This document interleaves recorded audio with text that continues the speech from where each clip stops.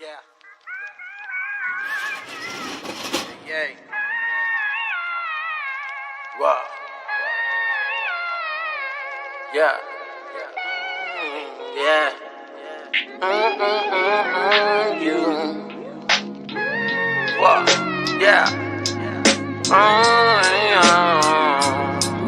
Yeah. Street League never made it to the NBA. Yeah. I wish I had a fadeaway. Yeah. To ease away my pain. Yeah. To ease away my pain. Street League never made it to the NBA. Yeah. I wish I had a fadeaway. Yeah. To ease away this pain. Yeah. To ease away my pain. Yeah, man. Nigga, fuck love. I make my best music when I go through breakups. Heart broke, but I still gotta make it.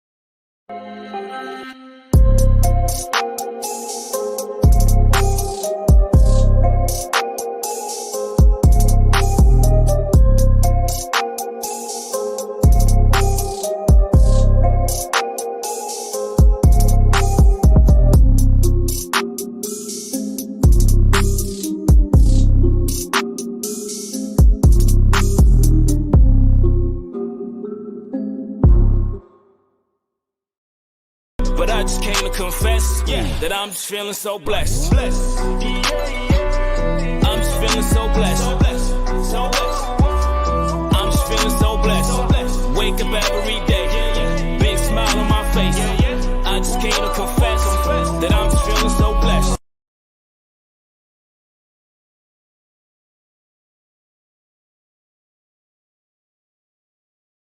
Hi, Josh. Josh, you wearing what it do, boo? I was dying to meet you. I feel like you're like a celebrity. True. I dig your weirdness. I want some more of it. I want to see more of it. I want to feel more of it. Oh my God.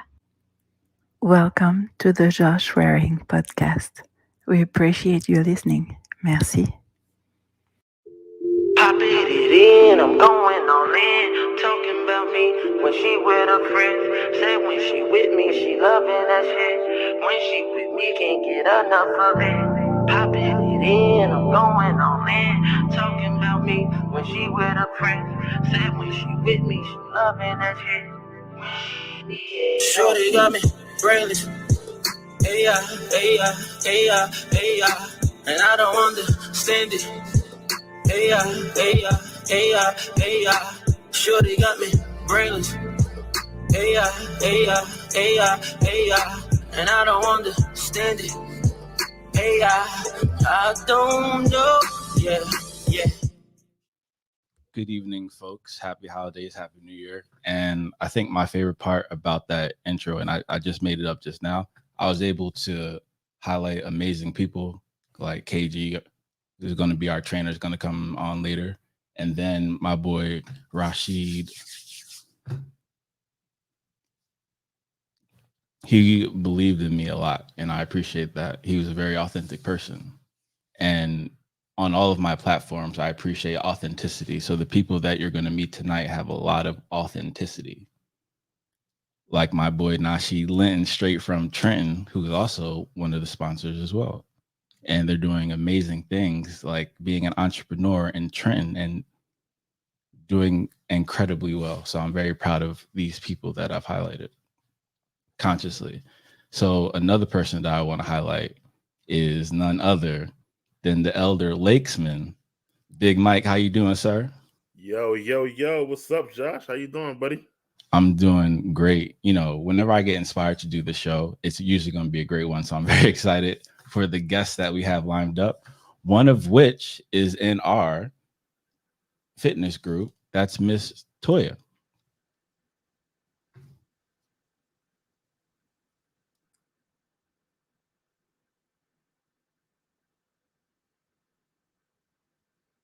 I'm here. I think she's muted. Wow, okay. That's interesting. But yes. Okay. Very great show. Oh, there we go. Excellent. What up, Toya? Hi. Hey. Hi.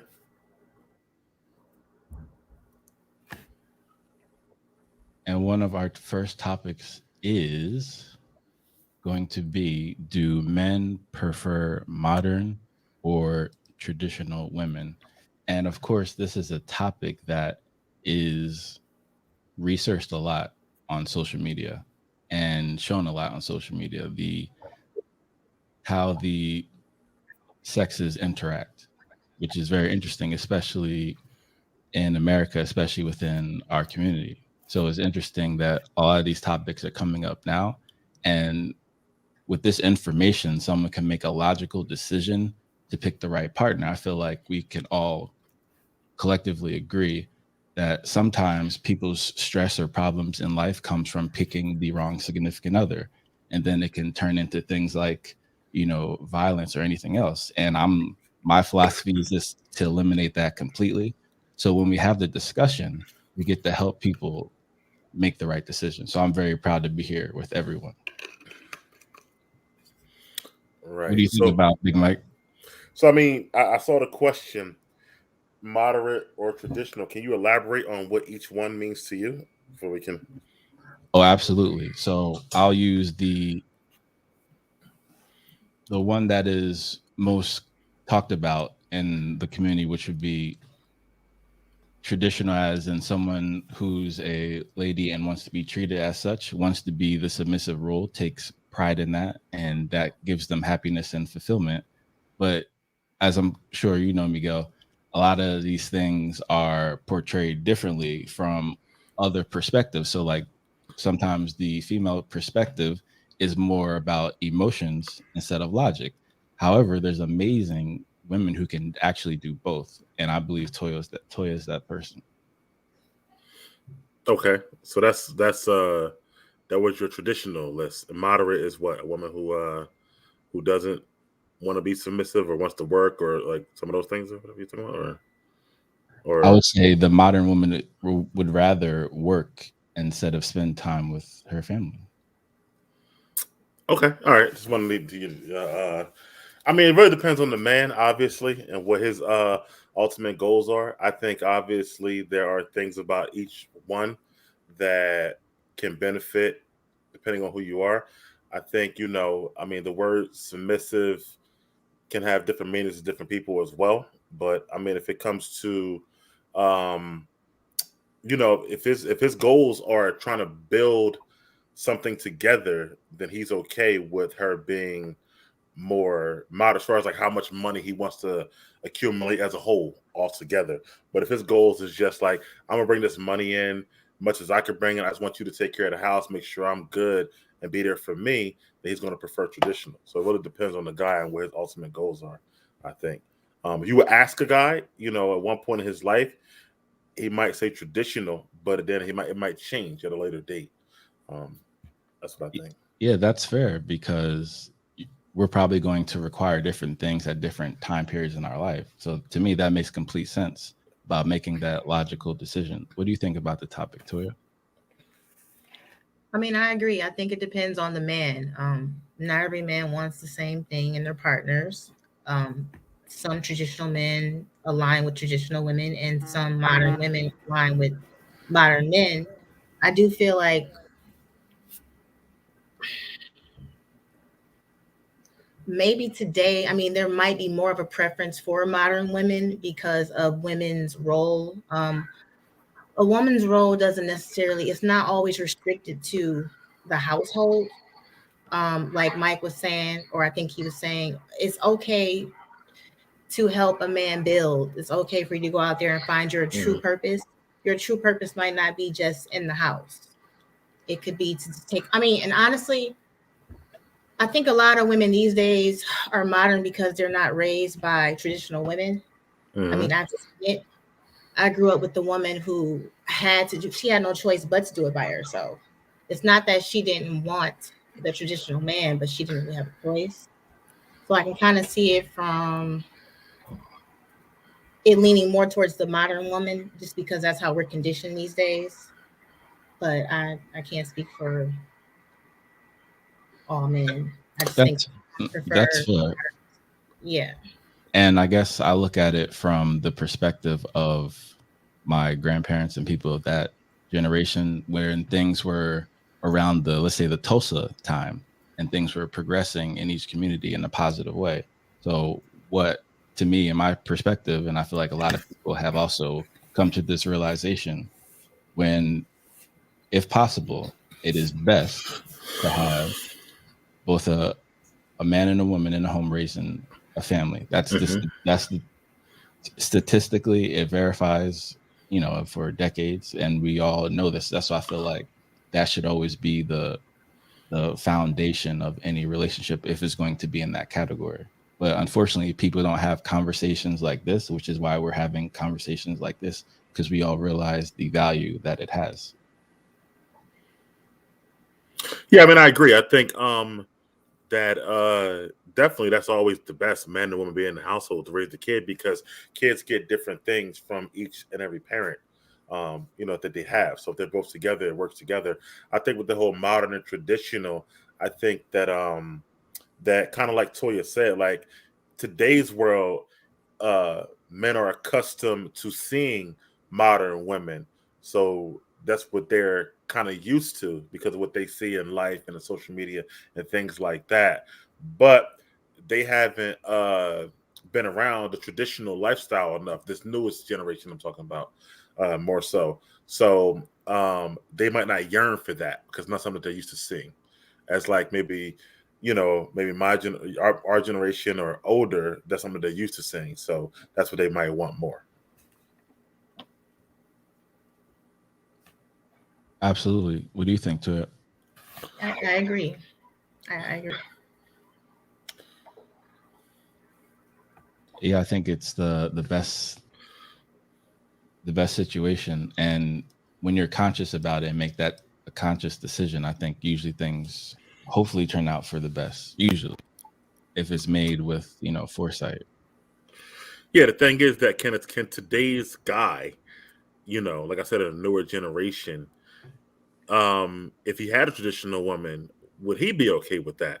Her not, let's say, working as much as him, or working at all, or bringing as much as him, but just taking care of the home and the everything else. Would he be okay with that? Because today's guy is used to, like, no, we both bring in money and together. So it's like it can be a yearning, but are they okay with that? That's the thing. True. What do you think? Do you think they'd be okay with that, Toya? I think so, but I agree too. Like, I mean, it seems like they prefer modern women more than traditional because they want the woman to help bring in half of the money, half of the assets. They want the women doing half of the work. So it does seem like that's what they're leaning towards. Absolutely. And I'm just curious if there's any reason why these people aren't getting together, because I feel like if you're aware of that, then you can make that decision. Why do you think they're not making that decision? Are they too interested in having fun? Because it is modern dating, which is more about casual. You're saying your question is, why don't two modern people get together? Your question is? Right. And I'm asking, and also possibly suggesting, if it's because of the casual nature of dating. Well, yeah, I mean, that's another level. I mean, obviously, to find, like to want to settle down in any lifestyle, traditional or modern, I mean, I was, man, I don't know. Like, I was reading something, like, I feel like people just don't want to get in relationships at all, period, like a higher percentage. I feel like they are just used to casual dating. And there's a lot of fear of getting hurt, fear of investing in someone and it not working out. Even in the modern lifestyle, you might invest together because you're both working, investing together, building together, and then it not work out. There's a lot of fear in today's society, I would say. Absolutely. Toya, do you also see that fear in people in terms of entering into those long-term relationships? Yes, and I've experienced it, so I understand.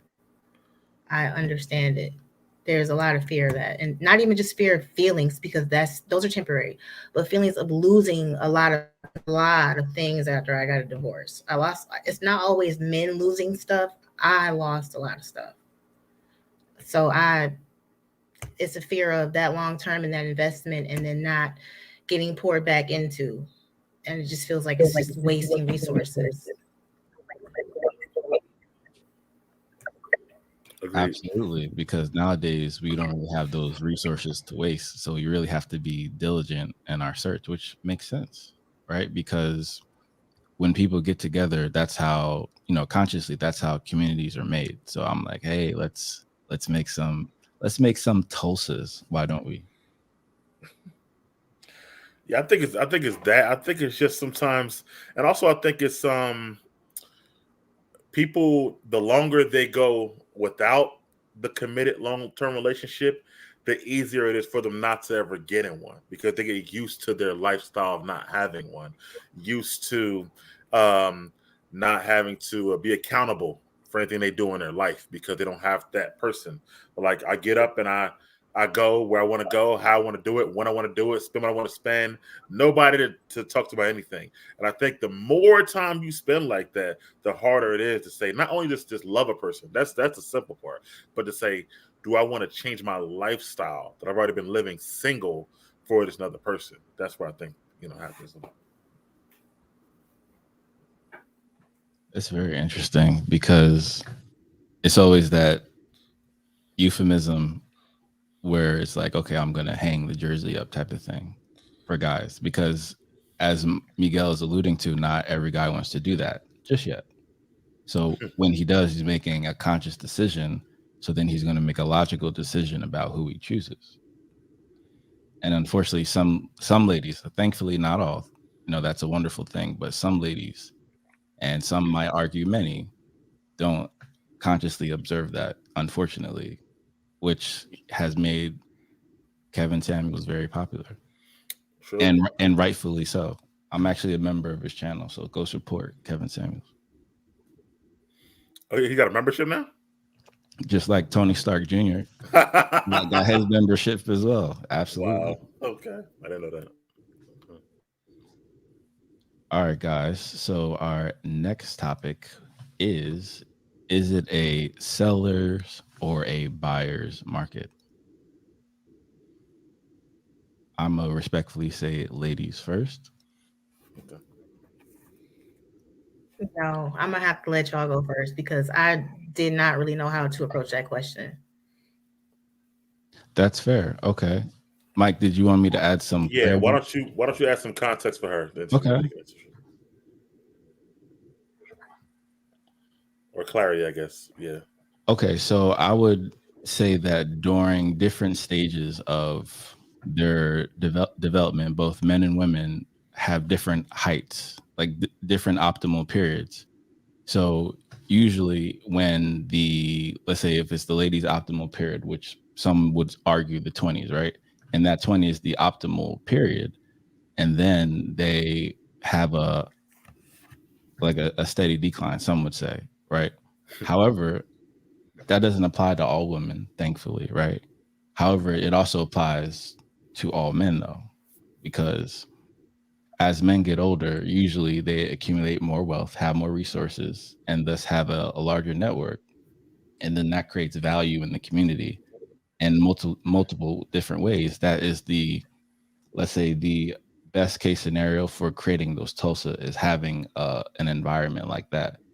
So if we were creating life in those type of lanes, the chance for success is astronomically higher, which is, I think, one of the main reasons why people want to get together usually is to have a family and help them do great things as well.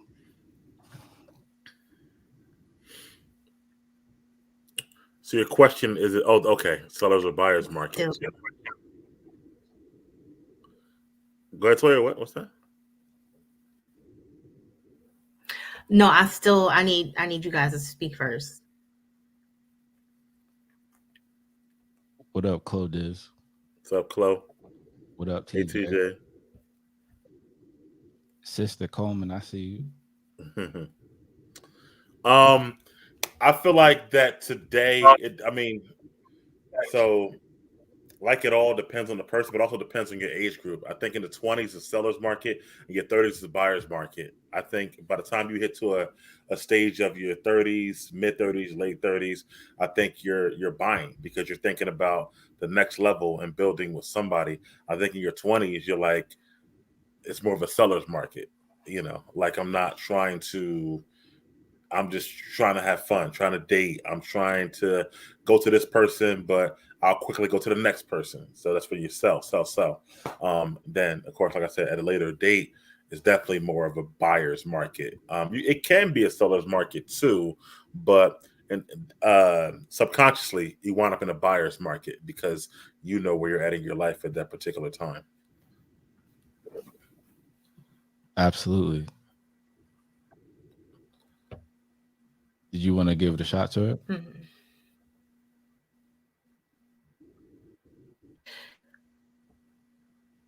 No. Okay, that's fair. So I guess for me, the seller and buyer's market is usually you're going to have a buyer's market in your optimal prime. So the best case scenario is to create your ultimate prime and then unify with someone at that time. Right. That's I agree. Create your ultimate prime. Then but unfortunately it's not thank you. Okay, Big Mike, I see you. Unfortunately, I mean, when you can create your optimal prime and you're in the buyer's market, you get better options, right, on what you're buying because you created the optimal prime of who you are. So I agree with you in that particular place. And unfortunately, this isn't the philosophy in terms of what we encourage our people to do in life, unfortunately. What do you mean? What do we encourage? Usually it's to be, let's say, modern and date casually and wait, you have time type of thing. Yeah. And it from my perspective, examining our recent history, it worked the best with those parameters. And we saw the results that were unfortunately burned away. So I agree, 100%. Yeah. Oh, E Money in the building, yo. We gotta get E Money on the show as well. We do. E, man, you got it anytime, man. You gotta get on. He's my guy. Absolutely. And I believe we're gonna have KG joining us soon, as well as some other special guests, which is gonna be great. Yeah, I saw our guy he's still in the Vegas Banks on the list too. Is he coming or no? I guess we'll see if he makes a dramatic entrance. From location or you don't know? Probably. Yeah. Oh yeah. And Jazz also said, man, where's his invite at too, by the way, just like you know. So. Well, you know, whenever Jazz is free, easy.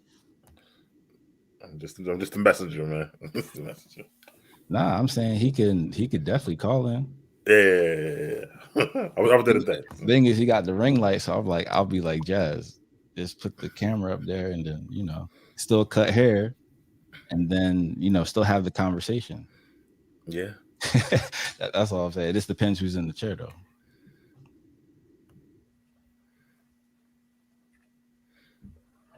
Okay, the next topic is, do women have realistic expectations in modern dating? And we have a clip to go with this. For me, I don't see myself working. I don't see myself getting a 9 to 5. I want to be. Wait. Hold on a minute. Wait. I want to be with a man who's a provider, who will allow me to be a housewife. I want to be a lady of leisure. Tell me about the birthday thing you told me, please. I wouldn't buy a man a birthday gift. No. He has me. Stop. I'm so sorry. You yourself, you're useless. You're useless. You're fucking useless. You're useless human being. What happens now, yeah? God forbid, if your husband gets sick and it can't work. Then I have to find a new one.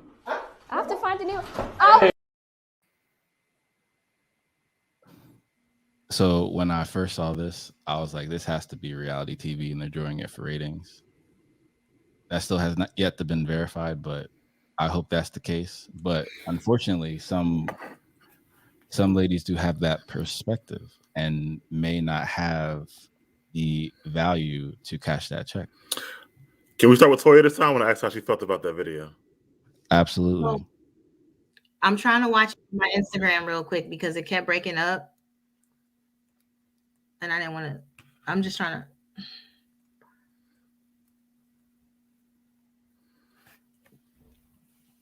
Oh, I mean, I don't think that some women are probably going to be mad at me, but I don't feel like some women have realistic expectations.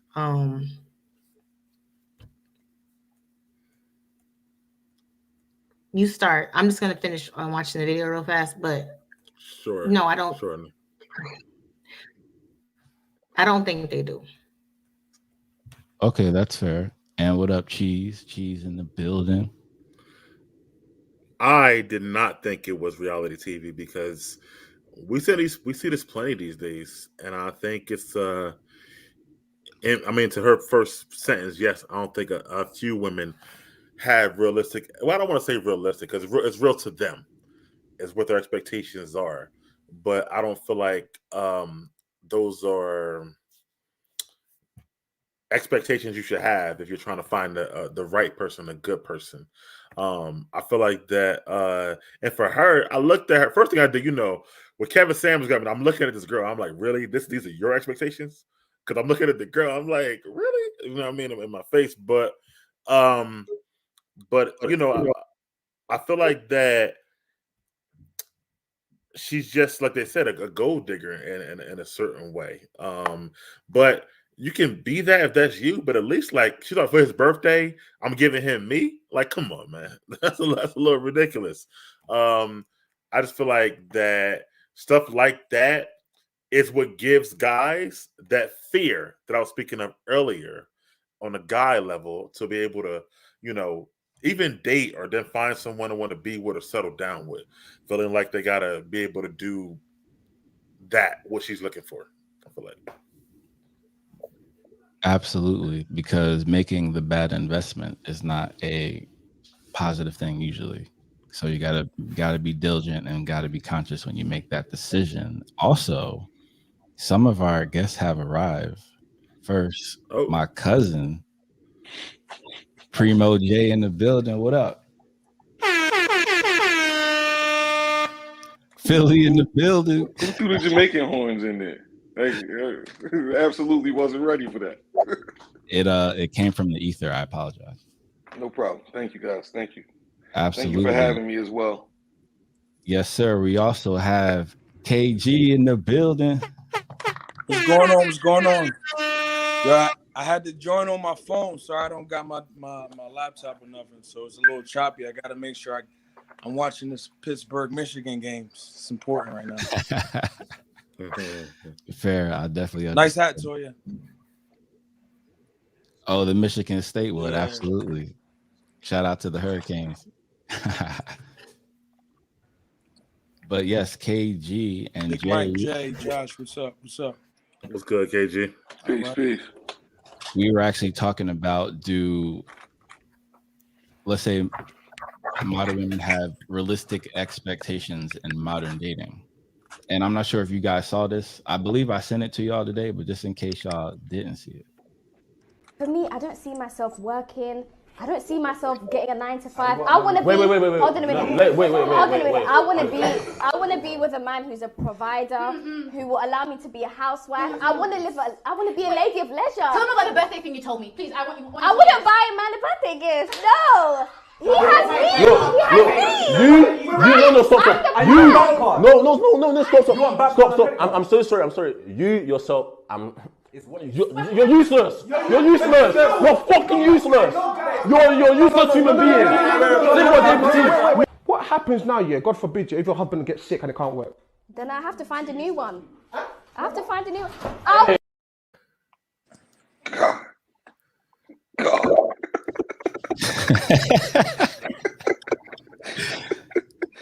I can never imagine a reality where I would ever live with someone who does that respectfully.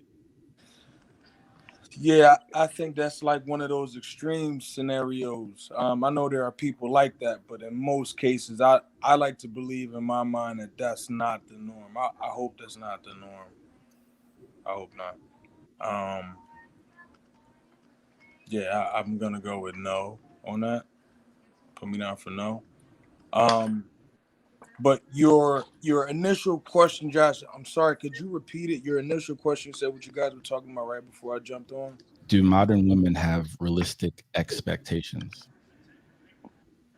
And I assume you guys define modern woman already, right? Yes, sir. I'm sorry. I'm. It's KG, right? Yeah. What's going on, bro? What's going on, brother? I'm like KG. I'm late to the party. I apologize, but like, what was the definition of a modern woman? The modern woman who would, let's say, rather work than stay at home with the children and raise a family, or or prioritize that. Not necessarily they couldn't do both.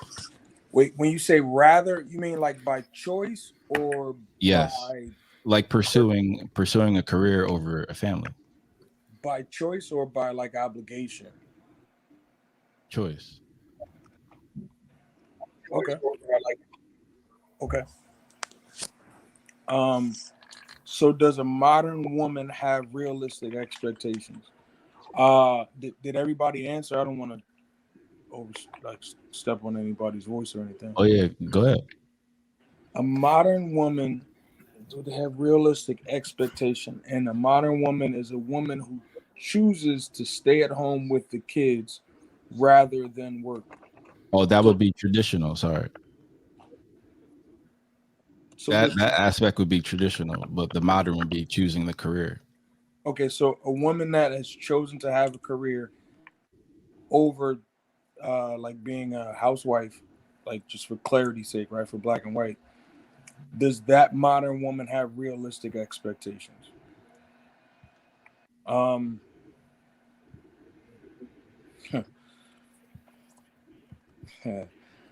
more I think about this, like the deeper the question gets, right? So I'm sorry, KG. I don't want to cut your train of thought, but I just want to clarify it. So we're saying that the modern woman is a woman that chooses to go to work and support her family versus a housewife that stays home? No, I said prioritize. All right, because I think this might help where KG's going. Okay. But like the clip that you played is absolutely unrealistic, right? Totally unrealistic. Like I know that there are women out there that think like that, but I just feel like they don't have any, kind of concept or grip on reality. But being as though I'm married with 2 children, my kids are a little bit older, but I absolutely remember the cost associated with daycare, right? Like, from an infant to like the age of 3. And my rent at the time was just $100 cheaper than my daughter's daycare bill monthly, right? So like, where do you factor that in? Or like, does that have any sort of relevance on it? And just to kind of piggyback a little bit, Jay, I think that's what it was. Like I was struggling with it too. Like just the definition of a modern versus traditional woman. And right. You choose to work. That's what I said. Is it a choice or like an obligation? Right. The reason why that's important is because I think it provides like clarity of the person that has the expectation, right? So if a woman has to go to work, I think that a woman that has to go to work out of obligation and responsibility and duty, I would like to believe that woman has more of a realistic expectation of a partner, right? I think that a woman that works and doesn't have to, I think she may be a bit detached from reality. If that makes sense to everybody. Why don't you ask KG the first question that he wasn't for Josh? What do you guys prefer? Or ask both of them, I guess, KG and Josh. Right. The gentleman, the first question was, do men prefer modern or traditional women? So that's where we had to define it. KG, you want to go first? I stepped got on your this shot one. on the last one. So I'm gonna say 10 times out of 10, I'm going to choose this is a slippery slope. I'm gonna choose a modern woman, right? Because I don't agree with a lot of, and I don't know how far back the traditions go, right? But if a traditional woman believes that a man works and pays all the bills and she stays and takes care of the house, we have less, right? I do well for myself, right? There's always room for improvement, but if you have somebody who is contributing, then you have more resources, right? I believe in teamwork makes the dream work. There are some situations where gender roles play a big part, and some that have been pushed on us that I don't agree with. I would choose a modern woman, a modern, realistic woman, right? That's my choice. I can elaborate if you guys want, but I don't think that the person that I am would fit with a traditional woman. I think very much so outside the box. She would probably just, I don't know, jump off a bridge or something. And Jay, you wanted to chime in there? Yeah, I would choose a partner. I would choose somebody, and this, this goes for myself as well. Somebody that's going to make the family better. Right. You follow what I'm saying? Like we all have our individual aspirations, right? But the idea of deciding to be with somebody whose aspiration was to, marry a man so, to make their life easier, that woman has never appealed to me, right?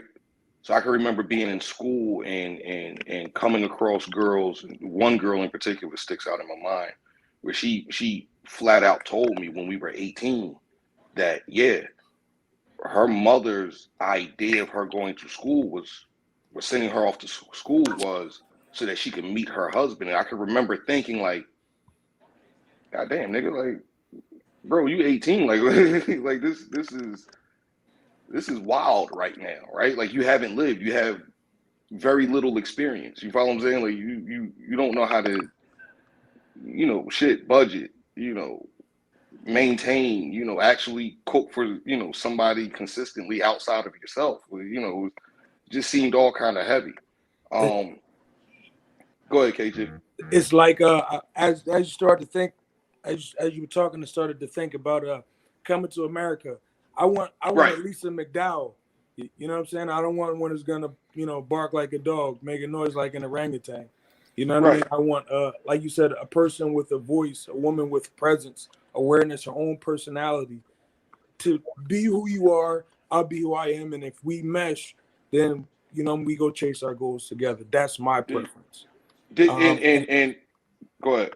And I think I like to believe that those type of women, for the most part, have a better understanding. They've been through things, and they have a more realistic expectation. I would absolutely agree. I think I'm not going to speak for KG on this one, but the language that you guys are using, modern versus traditional, is honestly what tripped me up when you hit me earlier today, cuz I was moving around, so I couldn't really dwell on it, but it tripped me up again now that I'm live and you phrase the question the same way, because it's like I said, you know, the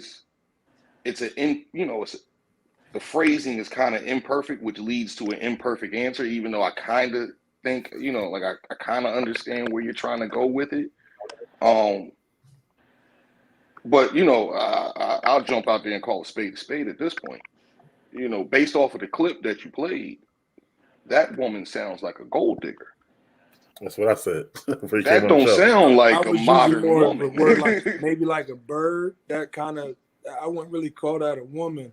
I think of a woman as a mature, responsible person, right? Accountable. She was just a female. Right. You know, the way it played with her in that clip, you know, that was her means to an end.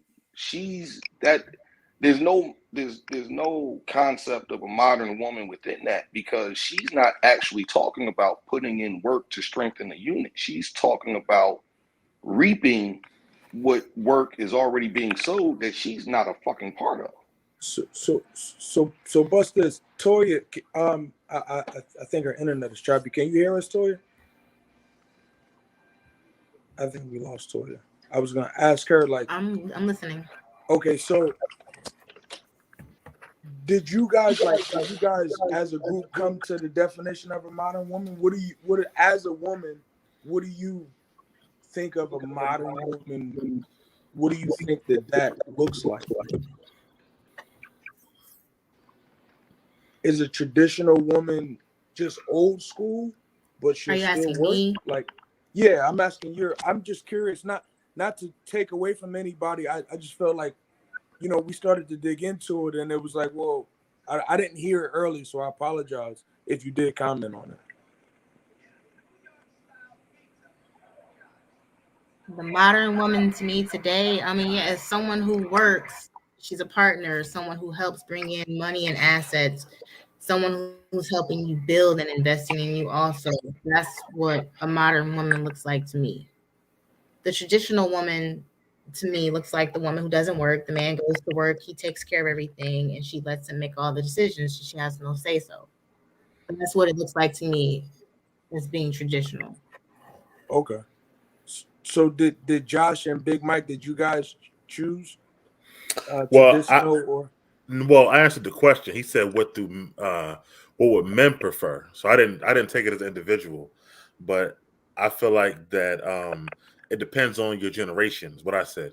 So I feel like a lot of the newer generational, you know, guys, you know, I mean, there's like 3 generations, but the younger generation, like in their 20s, I guess I would say, I feel like they would prefer the modern woman, because they're all about what we're talking about, building together, tag team in this. Let's put our, you know, create a synergy, you know, all of our stuff together. We're kind of in that middle phase where, like, some of us want that, but it's somewhat traditional. And then you go a little older. If you talk to older people, I mean, a lot of people I talk to, they'd rather have their wife at home and just, you know, taking care of the house, cooking, cleaning, and look, I got this. Don't worry about nothing. They feel insulted, matter of fact, sometimes if their guy works. So it really depends on the man's age to me, as far as what they prefer. What do you think? What would you choose? Me personally, I want the quote unquote modern woman, as we're saying, because I'm with you. I feel like the more we both bring, the better we can be. And I feel like also obviously there's the whole men should be the provider aspect, so I get that. But I feel like also there's some things that happen when they are, because they're trying so hard to be sometimes. Either lacking the time in a relationship, or if they have kids, lacking time there because he's working so much. She's got the house, he's working 1 job, maybe 2, maybe whatever, you know what I mean, to pay for everything. And then, you know, that can trigger down the line. So I feel like coming together, working together is the best way to be. It's a team in the end of the day, right? So what'd you think, Maestro? For me, I think there's always going to be a blend of both, obviously, because you can't have polar opposites. That's usually not going to work. Usually, as people, we're complex entities. So there's going to be, let's say, I would probably prefer a majority traditional and let's say 60-40 modern. So you're going to need those qualities. Those are excellent qualities. They add value to anyone's life. That's fantastic. However, let's say having a immense aspect of their child's development, I think, is key, especially for the future. But that's just me. So I was saying that I want to, my ethos is that I want to have like multiple Tosas, and then you have like communities growing, and the best foundation for that would be marriage with people who consciously chose each other for greatness. So that's kind of where I started when I was saying, traditional, modern. I think that I guess automatically I just assume that like when we think of a modern woman, we think of somebody that we're talking about building with. You think that you're, essentially like simpatico. So like, hey, we see eye to eye on how we parent, or we see eye to eye on how to build a brand, or how to get along. Like I think you guys mentioned being submissive at some point, right? I think there's a stigma that if you're going to compare the two, modern women versus traditional women, modern women aren't submissive. I don't agree with that. I don't think that a modern woman is more or less submissive than a traditional woman. In general, I think that that's based on the man, not the woman. That's my take on it. I've got a question. But I heard everybody's answers towards it. Big Mike, when you ran down everything, one of the things that you kind of left out was that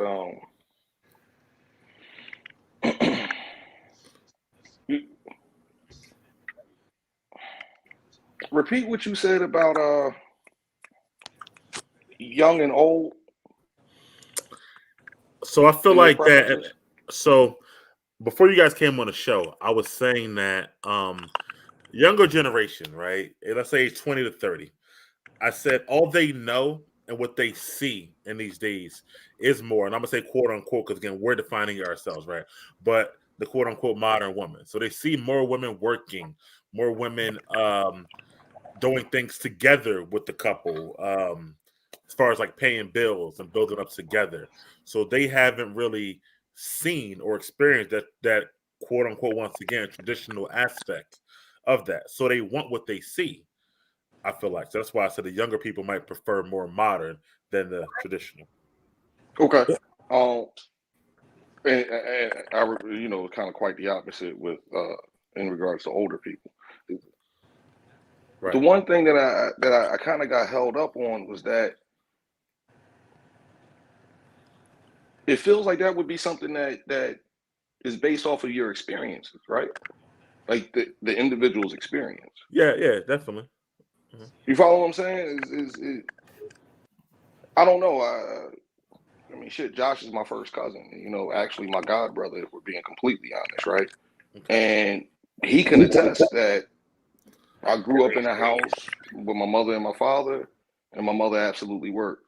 When my parents split up, I went and lived with my grandparents, and yeah, they were both retired by that point. But when I was, younger, both of them worked, right?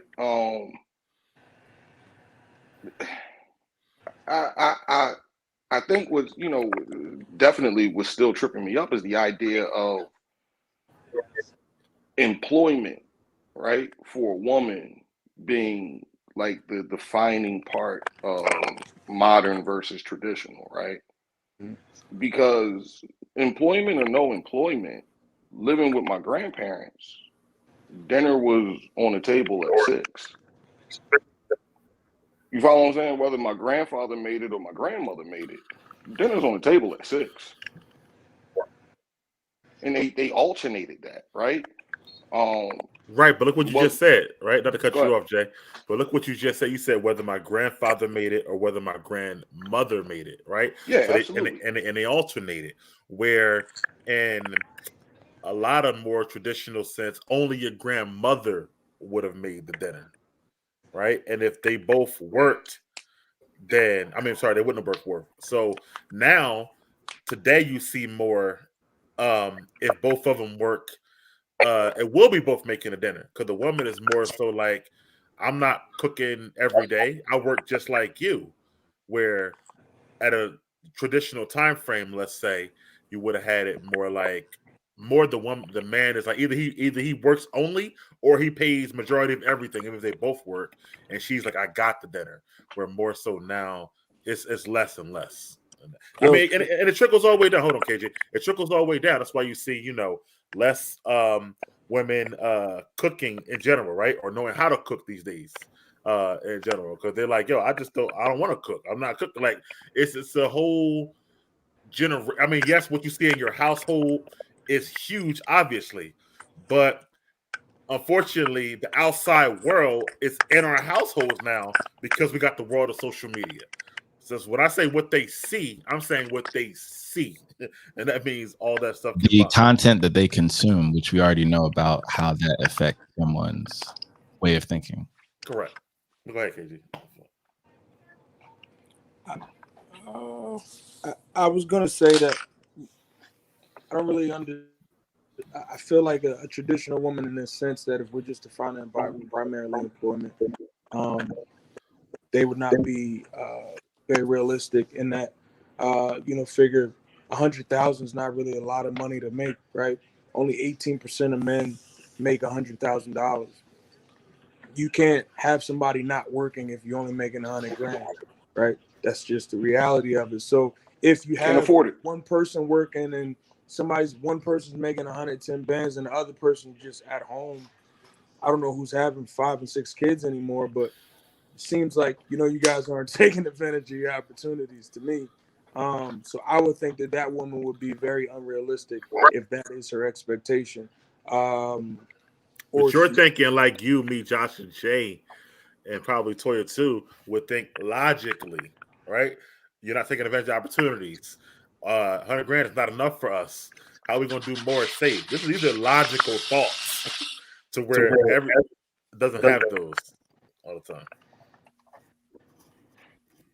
Yeah, I don't know. Maybe in the middle of the country you can make 100,000 and that's different. You know what I mean? No, KG, I had a conversation with my homie years ago. Actually, years ago, because his son is about 1 now. And he was saying that 2 kids in the house, it didn't make sense for if he were to have another kid with his girlfriend, it would almost get to a point where it didn't make sense for her to go to work for $60,000 a year. Yeah, for childcare, right? But at some point that changes because that's temporary, right? No, bruh. Keep in mind, I don't think I've been much happier, in my children's development than when they hit that threshold where my weekly payments cut in half just based on their age. Changes things a lot. Yeah. Like no bullshit. Like I just got a PS5 and I got it for damn near retail, and I wasn't as excited 2 days ago as when I was then. Like nigga, just shit ton of money just freed up. Right. Yeah, I mean that's the thing is it's temporary, but if you look at it for the whole thing, it's like, oh, she don't work. Well, all right, if she don't have to, then cool. But her expectations at that point, like, I almost want to say, does she get to have expectations? Like, what does she do?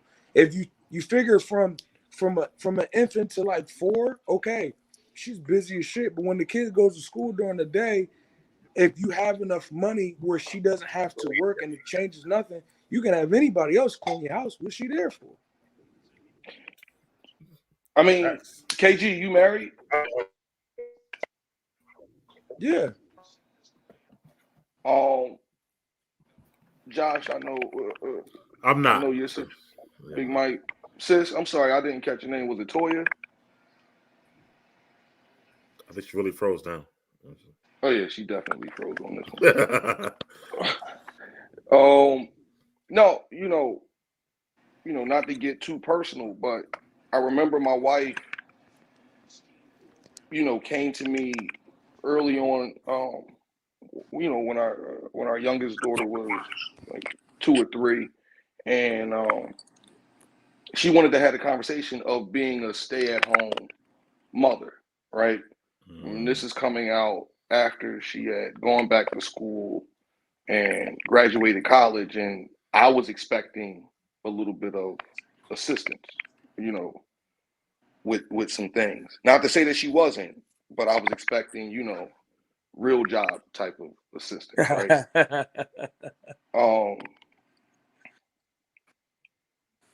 And I remember, like, she asked me to give her reasons, and literally the only fucking reason that made any sense to me, like, you know, just having this discourse, like, she, you know, she gave the pros and cons, and it was like my turn to give the pros and cons, right? This is And a real the conversation. biggest, You said this really happened.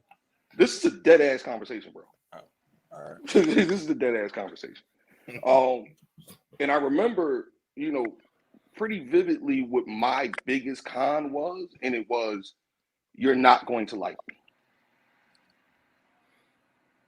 That's what she said, or that's what you said? No. That's what I told her about me.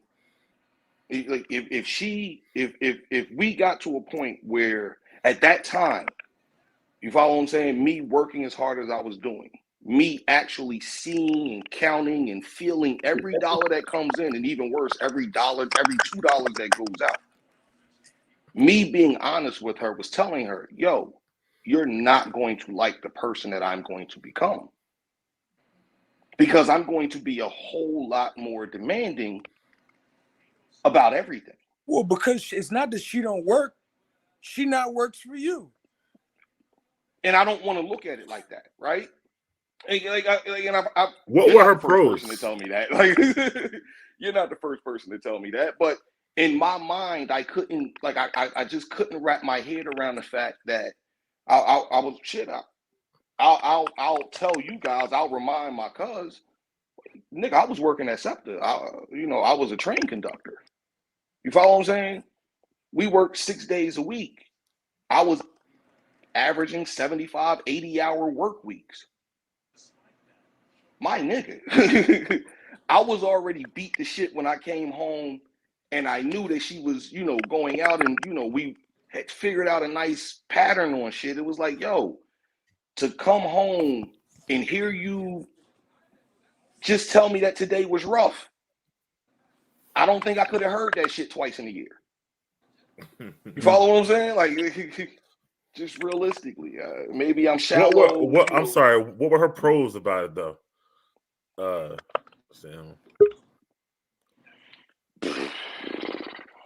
I mean, she tried to sell you on it, obviously, right? So I mean, cuz I would recommend to plead the fifth.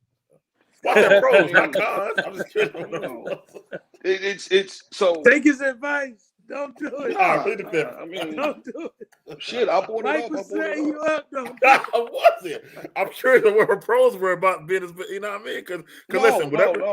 No. So I took that whole conversation out of context. The larger context was we were talking about a family member of hers, and this family member has, I think, 2 college degrees.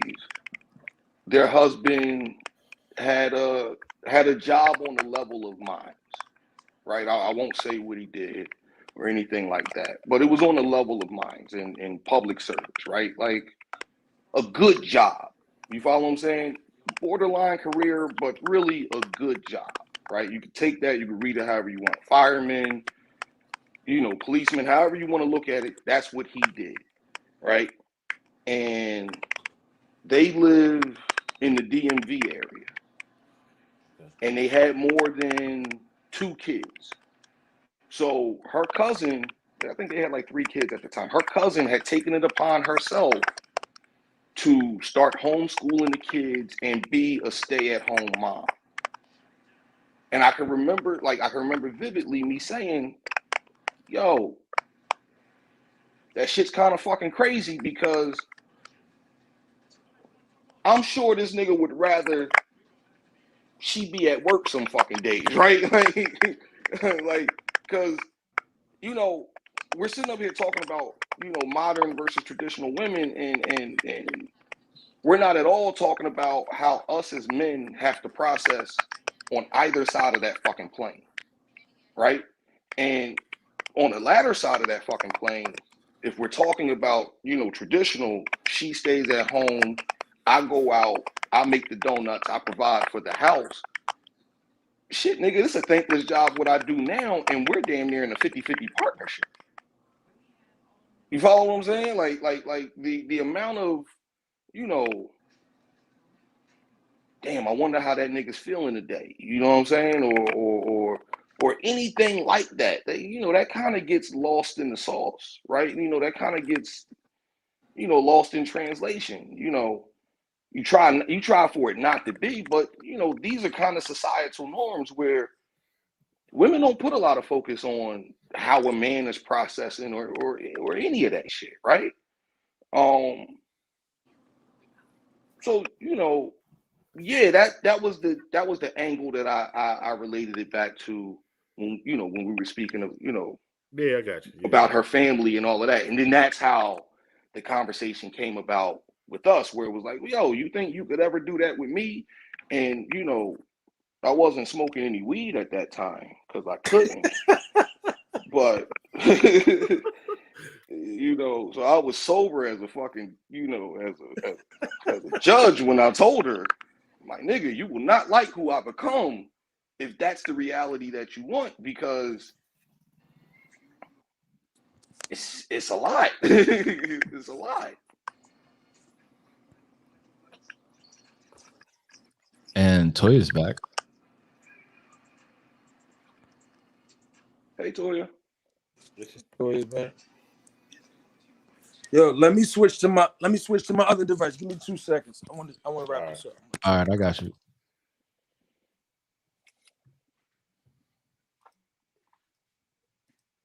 What you got next, Josh? I actually have a follow-up clip that I would be curious how everyone feels about it, let's say. Women are in tune to their body. They're not in tune with running a household. They're in tune to social media. They're not in tune with the needs of their significant other or their kids. That, you know, I'm just going to be honest. The women really is like, fuck men. It's all about me. And I don't know if it comes from the fucked up experience that they've had, or We're enough. It's enough. I mean, I don't know. Okay, wait. Let me just wait. Okay. Wait. Can I just finish one more thing? Okay. And one more thing about that. Why then, if that's true, why do we have the expression "where have all the good men gone," but nobody's asking "where have all the good women gone"? Oh, they do. We're privileged. We're privileged. From where I'm from, We're the fucking prize. And if women don't know that we're the prize, fuck a nigga, we're the prize.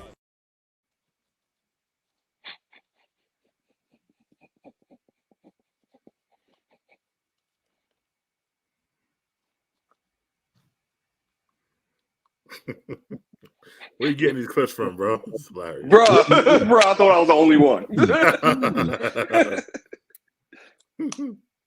Definitely IG. Thoughts? I'd like to hear Toya's thoughts on that. Yeah, me too.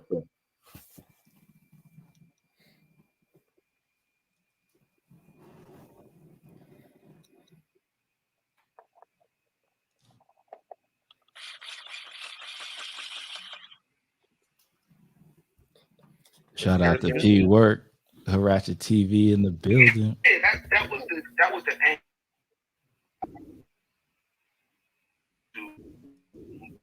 You know, when we speak about her family and all that. I think somebody watching it. Are we watching it?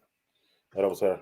All right, let's see what another lady feels about this. See if we get someone else. Who shall we get?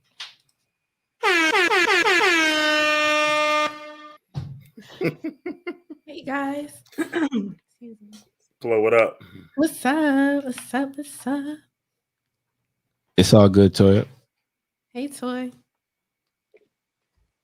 So You sure about this, cuz? Oh, I'm positive. Actually, I'm so sure. I'm actually going to go to get some water, so I shall return. Wait, I missed the clip. I didn't see it. I'll send it. Oh yeah, I'll play it for you. Women are in tune to their body. They're not in tune with running a household. They're in tune to social media. They're not in tune with the needs of their significant other or their kids. That, you know, I'm just going to be honest. The women really is like, fuck men. It's all about me. And I don't know if it comes from the fucked up experience that they've had or... We're enough. It's enough. I mean, I don't know. Okay, wait. Let me just wait. Okay, wait. Can I just finish one more thing? Okay, and one more thing about that. Why then, if that's true, why do we have the expression "Where have all the good men gone?" but nobody's asking "Where have all the good women gone"? Oh, they do. We're privileged. From where I'm from, we're the fucking prize. And if women don't know that we're the prize, fuck a nigga, we're the prize. Chloe?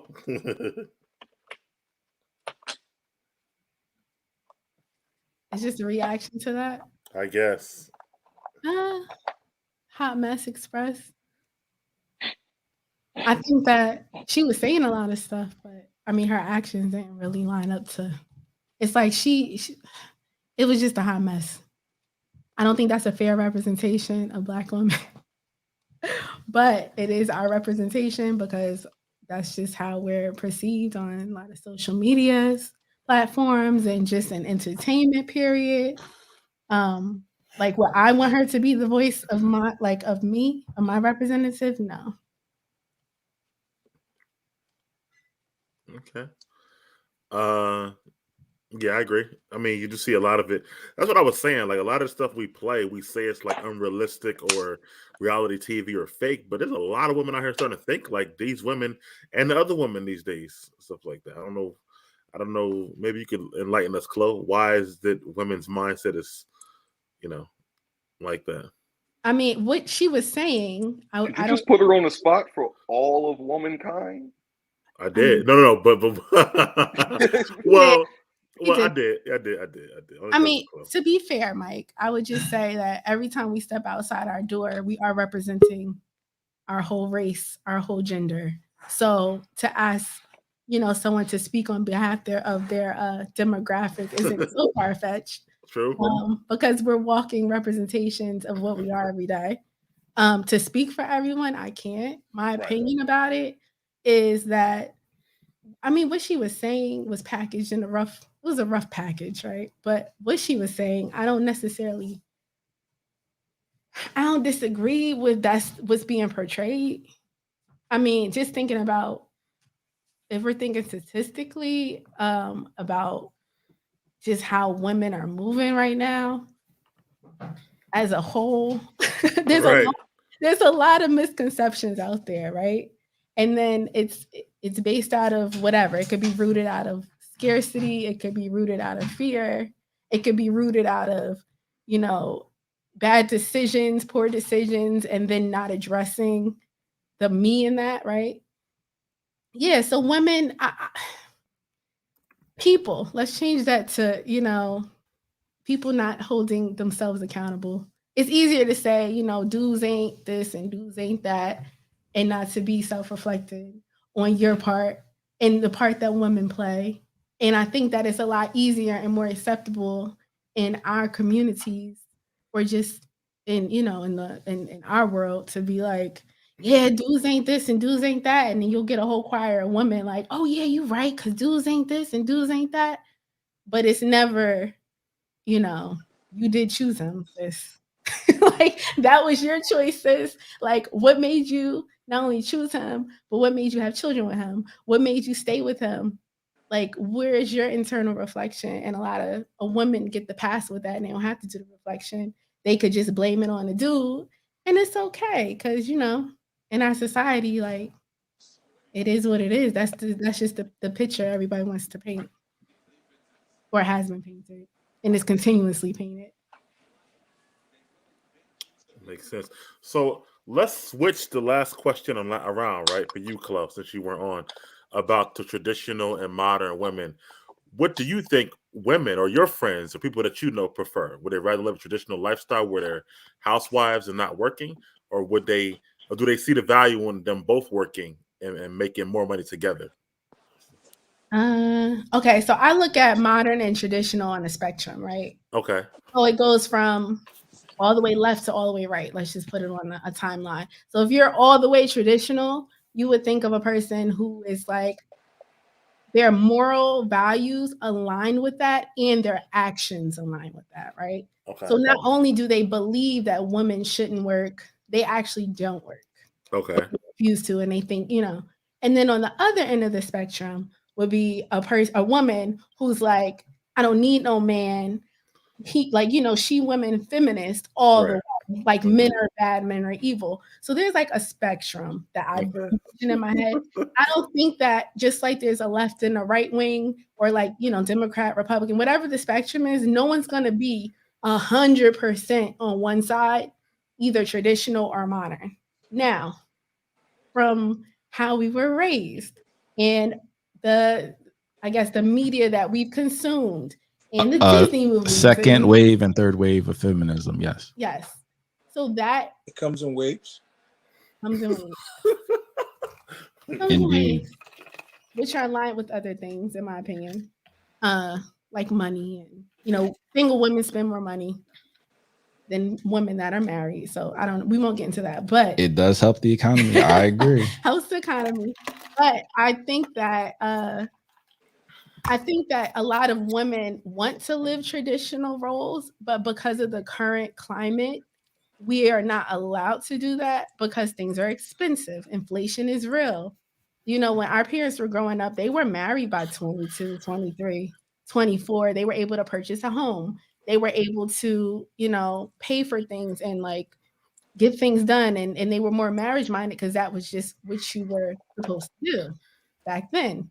And then you fast forward to their children. So my generation, I say, a lot of us aren't even thinking about marriage until we're late 20s, early 30s, because they told us, oh, you don't have to worry about a husband. A husband will be there after school. You'll get a family. You can have this everything, this whole thing, because it was so easy for them to get. But that advice kind of changed with the climate. It's kind of like somebody doing something, right? They live their life and they're looking at their mistakes and they're like, oh, dag, I did get married early. If I would have did it over, I would have waited until I was 30, because by the time I was 30, we had money, we had resources, we wouldn't have had to struggle so hard. So then that's kind of like what they instilled into us, their children. So like, oh, honey, like just go to school, go get your degrees, because we don't want you to struggle like we had to struggle. And back then degrees equated money, but now it's like everybody and their mama got a degree, so they're not even as special when it equates to money as it is now. So, and on top of that, inflation, so people can't even live on their own unless they're making a lot of money.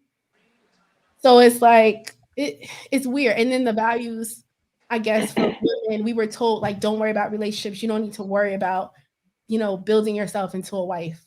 That just comes naturally. But they didn't realize that they were actually being built into wives.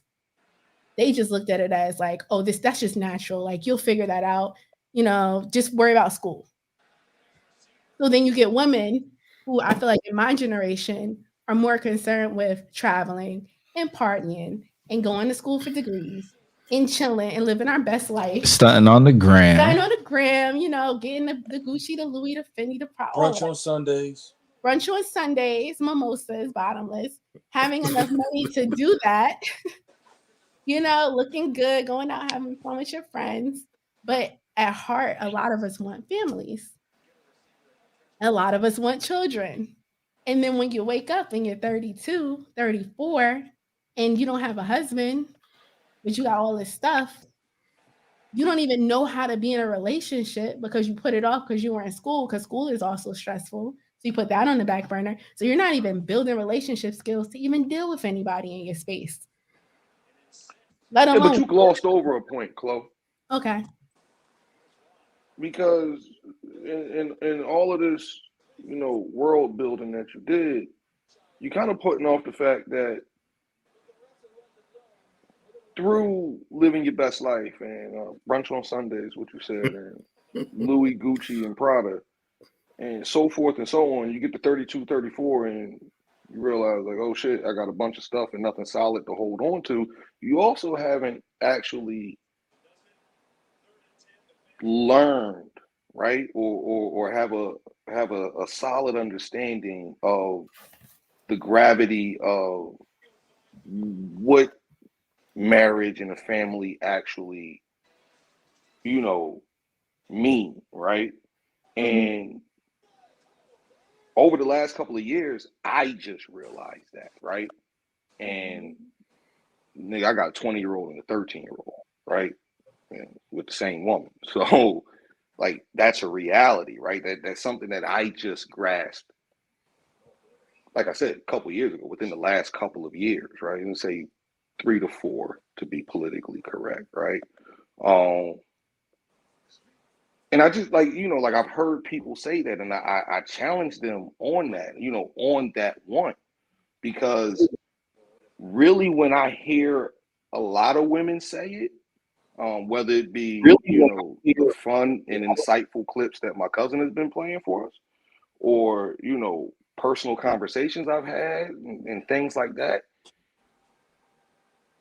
it almost comes across as a mix between an incredible want or just the next stop on what I'm supposed to do with my life.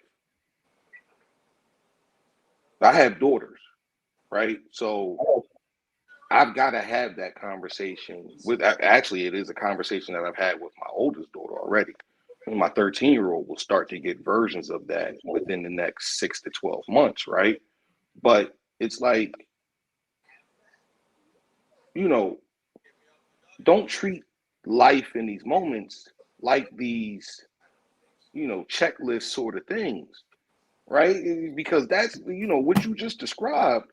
And Chloe, I know you, so I know that you didn't intend for it to come across like that to me, but it's kind of how it sounded, right?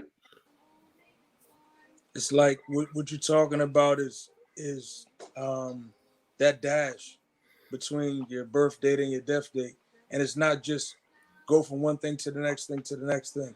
There's a huge difference between being married and being in a healthy relationship. There's a huge difference between dating and living together. You follow what I'm saying? There's a huge difference between seeing somebody and committing to somebody. There's a huge difference between like and love.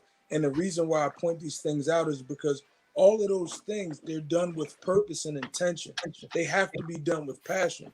Like, so when I hear things, this is my personal opinion, when I hear dating with a purpose, I'm like, well,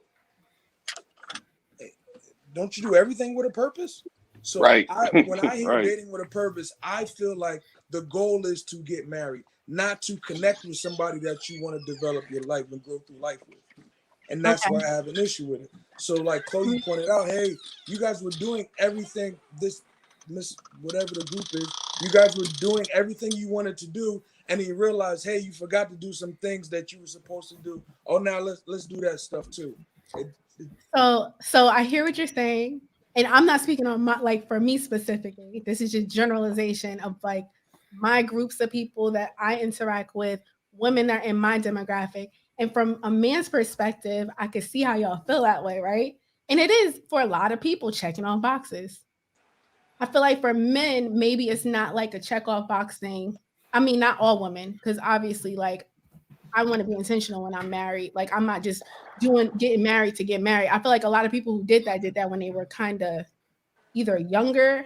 Like, I knew women who had their like weddings planned since they were kids. And then I also know women who always wanted to get married, but they didn't realize that they had a certain amount of time to have this thing that they wanted. And everybody, when you're growing up, tells you, you have time. Like, it's 35-year-old women who want to have children and want to get married, and people are still telling them, women specifically, oh, girl, you got time. Oh, you can freeze your eggs. Oh, you got a whole bunch of time. You find somebody. And it's like a false sense of hope instead of saying like, hey, you always wanted to, most women that I hang out with, we all wanted to get married since we were children. But our families are like, okay, you need to prioritize this part of your life first because that part of your life will come. Not as something that you want to check off the list, but it's just like the natural progression of things, right? And then it's like, it's kind of like if you wanted to be a doctor all your life, so you have to do certain things from the time you're in middle school to high school that'll talking about sacrifice. Sacrifice, yes. So a lot of women who want to be married and their whole life goal is to get married, we were told, don't worry about that. Focus on this over here. But you spend That's because when you get married, you lose. You have to sacrifice. Yes. However, something. a lot of women aren't even getting married. Like a lot of women that are my age are like freezing their eggs, deciding to be single moms because they haven't even developed. Well, everyone has their own reason, but a lot of times, I'm not going to speak for everyone has their own reasons, but a lot of times women just feel like, oh, I'll never find someone. So let me just go and skip over that part and just have a child because I'm getting to 35. I don't have any prospects. I'm not dating anyone, but I want a child and I have the resources to take care of it. So it's kind of like they mismanage their time. But we don't know we mismanage our time until the time is like almost up, 34, 35. Toya pointed this out, and I agree and I disagree. It seems like it should be approached as a business. A marriage is a business, it's not a relationship. Now, how you live it is the relationship. But you don't need to have a relationship to get married. Lots of people get married for a whole lot of other reasons, which is why I was always confused. Like, women plan their marriages when they're young. Like, I want to be married this way and look like this. And it's the wedding. It's not the marriage. And we get confused by that so much. Everybody focuses on the wedding. Like, I don't know. It's like focusing on graduation and not realizing everything you got to do to get there. Well, it's also a status symbol. Being married for women, I don't know about for men, but for women, it's a status symbol. It is, yeah. Not for men. Not for men. Let me clear it up. But for women, what's the status? What status is it? Being married. Being chosen. Being married. Like if you get to a certain age and you're the only person that's not married, society I can't speak for all women, but a lot of women who wanted that out of life, when they're in a room and everybody else is married, you looking like it's something wrong with you. Because it's like, dang, nobody chose you. What's wrong with you? Yeah. It's a status symbol in addition to like a want that people want. Like I particularly never wanted to be a person that was just out here solo dolo getting money. Like, no, like I always wanted a family. I played with dolls growing up. Like I played house, like, so it's like an aspiration. And then when you get to a certain level, like, okay, put it this way. When we were kids, our parents were married young. Like our parents were married. My parents got married when they were like the older couple and they got married when they were 20. My mom was 27. So it's like when you hit 25 and you like, dang, our parents were married by this point. They had a house, they had kids. And that's something you want. Where I'm from. Well, we from the same area. I'm from Plainfield. So. By the way, we actually have someone joining us from, I think, Vegas. Was it Miguel? Oh wait, everybody get the Jamaican horn? Yeah, we all got it, bro. I didn't get it. You didn't get it? I didn't get it. Yo, I thought I was special. I was like, oh no, KG Jay ain't thought on he me. was getting I Rogers just check in ring. every now and again. Let me get the Jamaican horn. What the fuck? Chase Miguel off the call now. I think his camera froze. It'll be back, but he's actually calling in from Vegas, I believe. So he'll come in later. I know who that is. That's hilarious. But to tie it back into the original question, right? What's modern versus traditional? I think that there's a lot of women that have traditional values, but they're living a modern life. Oh, it's Banks. What's up, Banks? Banks in the building. Yo. Well, so it sounds like there really isn't a whole lot of traditional women from everybody's feedback. Well, that was my question to Cole. I don't think she really answered it. My fault, KG. But my question was, what do I mean? Necessarily you, but you and your circle of people. Like, what would you guys prefer to be traditionally or to modern? I guess. I mean, I think that out of the people I know, they would rather they want both. If I'm gonna be completely honest, they want both. They don't want either or. It's like, oh, I want to be able to make money, want to attain my degrees, but I also want my husband to take care of me. Like I want it to be a choice. Like I think the ideal situation for most women would be, I have the means to do it if I have to, but I want my husband. You don't want to. Gotcha. All right, that's what I thought. You see, guys. I'm sorry, Chloe, but I pointed this out like prior to you coming on, where it was like, what's getting lost in that request and in those expectations is your partner, the man, right? Because please tell me, hey, what's going on, sis? Please tell me what benefits of being married that man has within those expectations that you just laid out. Oh, so the benefits of the man would be that the woman has traditional values, so she would rather be home nurturing his children and putting everything into the children, which is like the most important thing, right? But then if things get hard, like say, I don't know, he loses his job or something. All right, she's a doctor. She could pick up and go to work. So it's kind of like she's his security blanket in that aspect, but is doing the most important job of raising a child instead of the opposite, which would be her going to work, stressed out every single day, the kids at daycare, somebody else basically raising a kid, and y'all paying for it. When in actuality, like she could just be home in her dwelling, taking care of her house, but also knows that her husband has the security of finances if it needs to be done. That doesn't sound like a partnership. That sounds like a fantastical example that you just used. So, Kate, you automatically made her a doctor. Like you didn't make her, I don't know, an LPN. You follow what I'm saying? Like, oh, she's muted. Cut out, Chloe. Chloe, you cut out. We can't hear you, Chloe. She going though. I'm kind of glad though, because I feel like we couldn't hear you. I can't speak on. Oh my bad. Oh, you were. Oh my bad. Go ahead. Oh no, say what you said about the doctors and lawyers. Oh yeah, so I'm just speaking from the lens of women who are modern women who like, in my view, a modern woman is somebody who's just like, I'm investing 100,000% into my career. Children can come or they don't have to come. I don't have a preference. Some people don't even really want kids. They just want their career. That's what I look at. But an LPN or an accountant can't be that. I'm the only thing I'm saying is that the career, like the two careers that you're saying are, quote unquote, 6-figure a year careers, 6-figure a year career. Yes, absolutely. They absolutely do. But keep in mind, most people wouldn't look at it like that.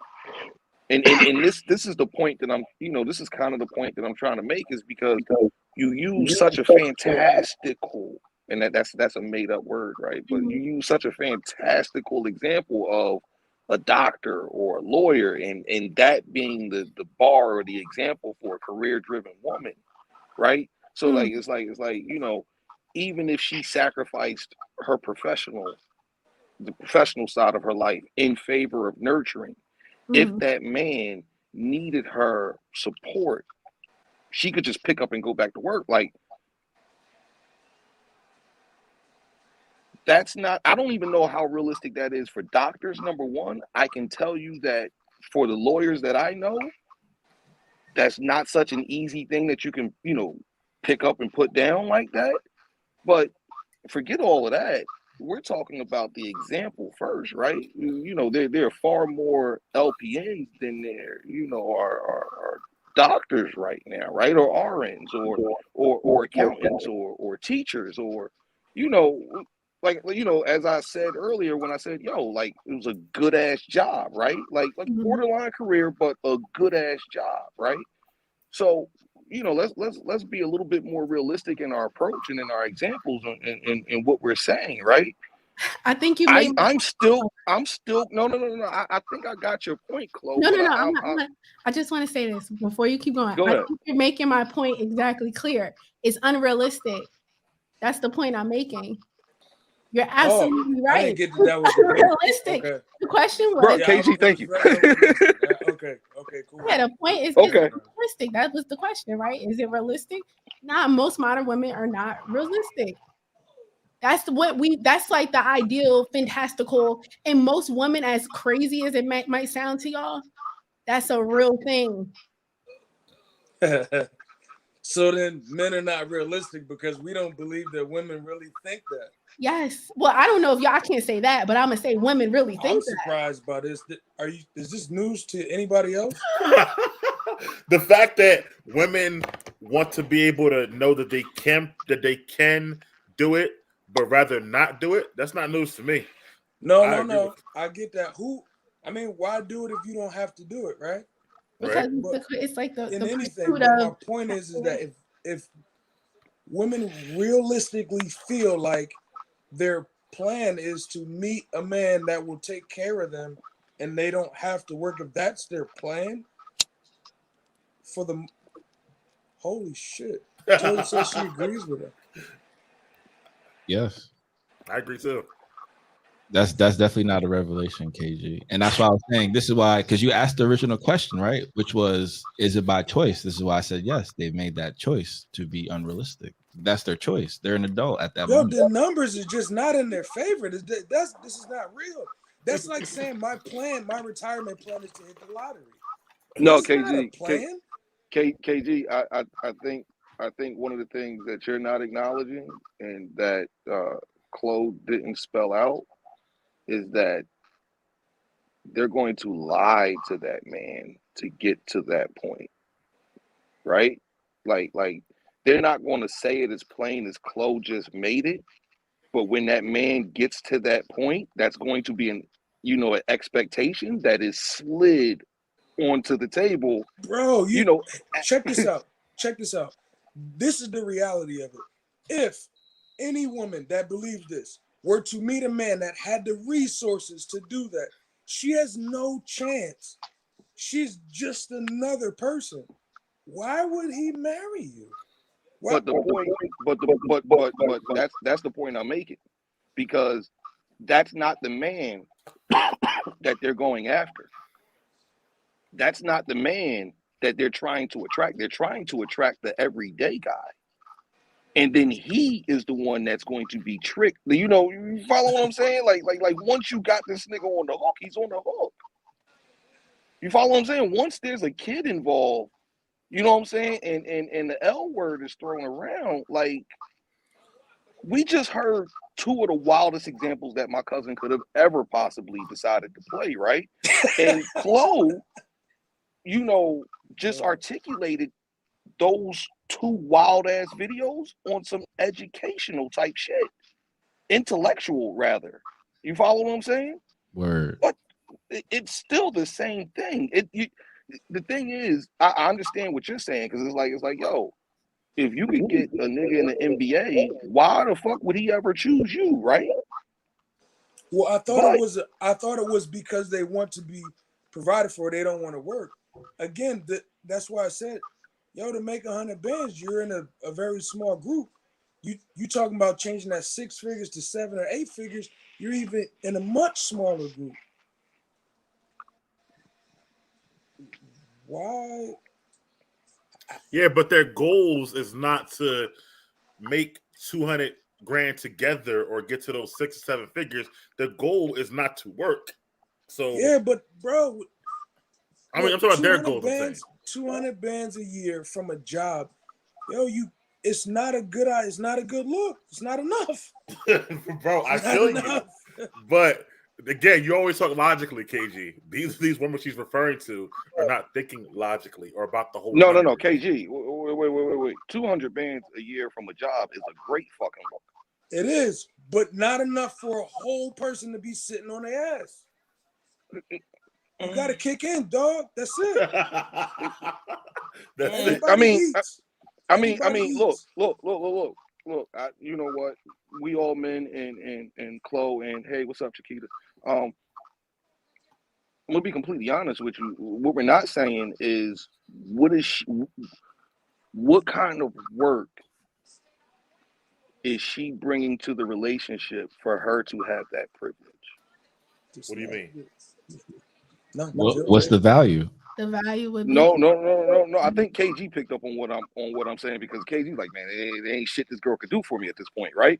But for The some value, niggas, there is, right?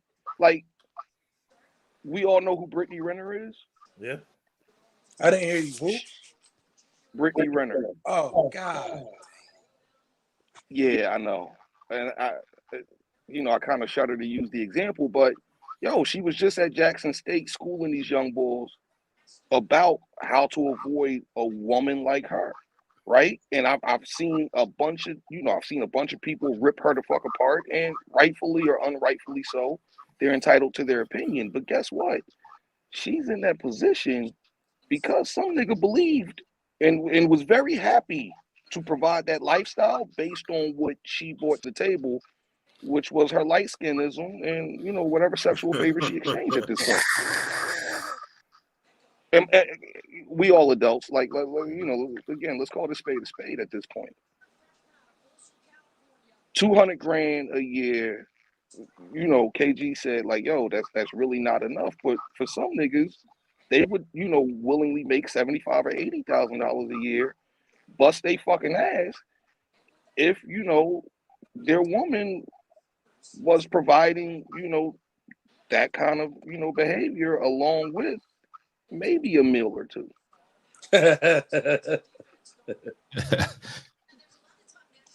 Oh, all right. I don't know what else to say behind that. I agree with you. I agree with Chloe as well. And Banks? Well, I don't even know what we're talking about. That's awesome.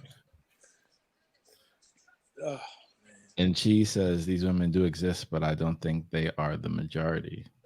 No, they're just the loudest at this point. Right. With the lady that you played. Yeah, they No, get a the camera. woman, They get a the woman you're talking about like that would, have the. I think Chloe's right. There's women out here with 1 and 2 degrees already, but was still like, I want to stay home.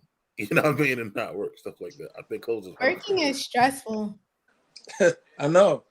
It's like being a mother is stressful right here. So it's like, if you're a woman, would you rather go to work and be stressed out by some random person yelling at you? Or, there's some toxic work environments, and then you have to come home, and then you would rather be home with your kid. She was gonna sound.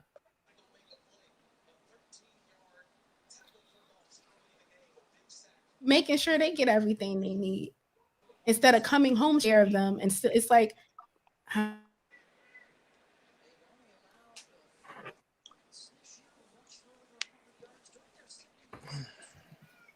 Chloe talking again? Yeah, a lot. On mute. I can't hear Chloe. Can you guys hear Chloe? No, now we can. You can hear me now? Yeah, we can hear you now. Yeah. Banks, do you know women like that who have degrees and can get good jobs but still rather be stay-at-home moms or not work? That's almost every woman now. Regardless if they don't have the degree or if they do have the degree, women are in competition with other women.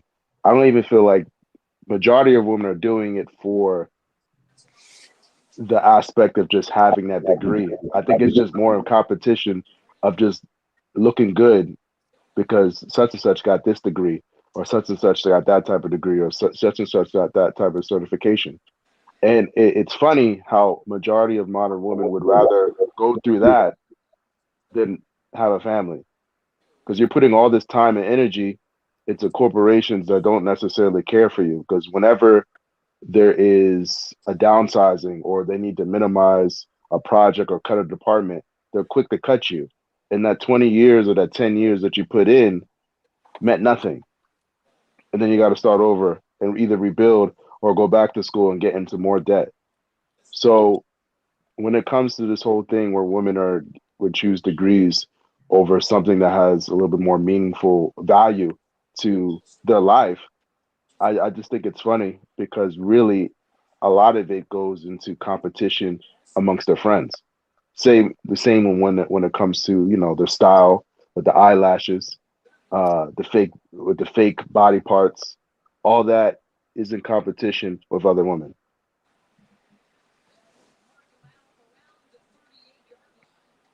Is this true, Cole? I think it's a fair assessment. God. For some people, I mean, like, yeah, like the thing is, if you don't, and then you also have to remember, if you're at a certain age and you don't have children or prospect of a husband, you could just go to school and get more degrees and you get clout for that. You just go buy a purse that's $10,000, you get clout for that. So I think there's competition aspect. Now, are we talking about all women? No. I mean, we can't ever speak about all of anything, but I've seen what Banks is talking about. I think it's a good number. Go ahead, Banks. I think it's a good number of women who do fall into that category of competition. Because if you look at the majority of the programs that women tend to enroll in, it's not a substantial number of jobs or placement that, quote unquote, guarantee you the highest amount of income. Women typically go for what is it? Social economics, public health, being a teacher, nursing, but they never really go into the fields that necessarily make a change, which is technology, engineering, mathematics. And that's why it's more of that competition thing where they either, a lot of the women are doing the same thing. Like, how many public health majors are there? How many? That's like the biggest, one of the big, like, it's like I would rather, it's like they rather do this just because such and such is doing it, or now they have to do it better. But a lot of these careers that they're going for are not even really guaranteeing them a high income. And with nurses, I know you mentioned something earlier, not all nurses make six figures. I didn't allege that they did. Chloe pointed that out, that some nurses are, pulling in six figures. But back to your point that you just said, the majority of the occupations that you just listed on the opposite side of tech and engineering and math, those jobs come with one thing that you didn't highlight, which is damn near number one, and even in a way, the basis of this conversation, right? Those jobs come with security, long-term security, retirements, pensions, shit like that. Like, you follow what I'm saying? Whereas the tech field can change. You follow what I'm saying? Your engineering firm will probably go out of business prior to the school that you're working in closing. You follow what I'm saying? Or the hospital that you're working at, deciding that they have to lay you off for, one reason or another. Like, those careers that you named are very secure careers.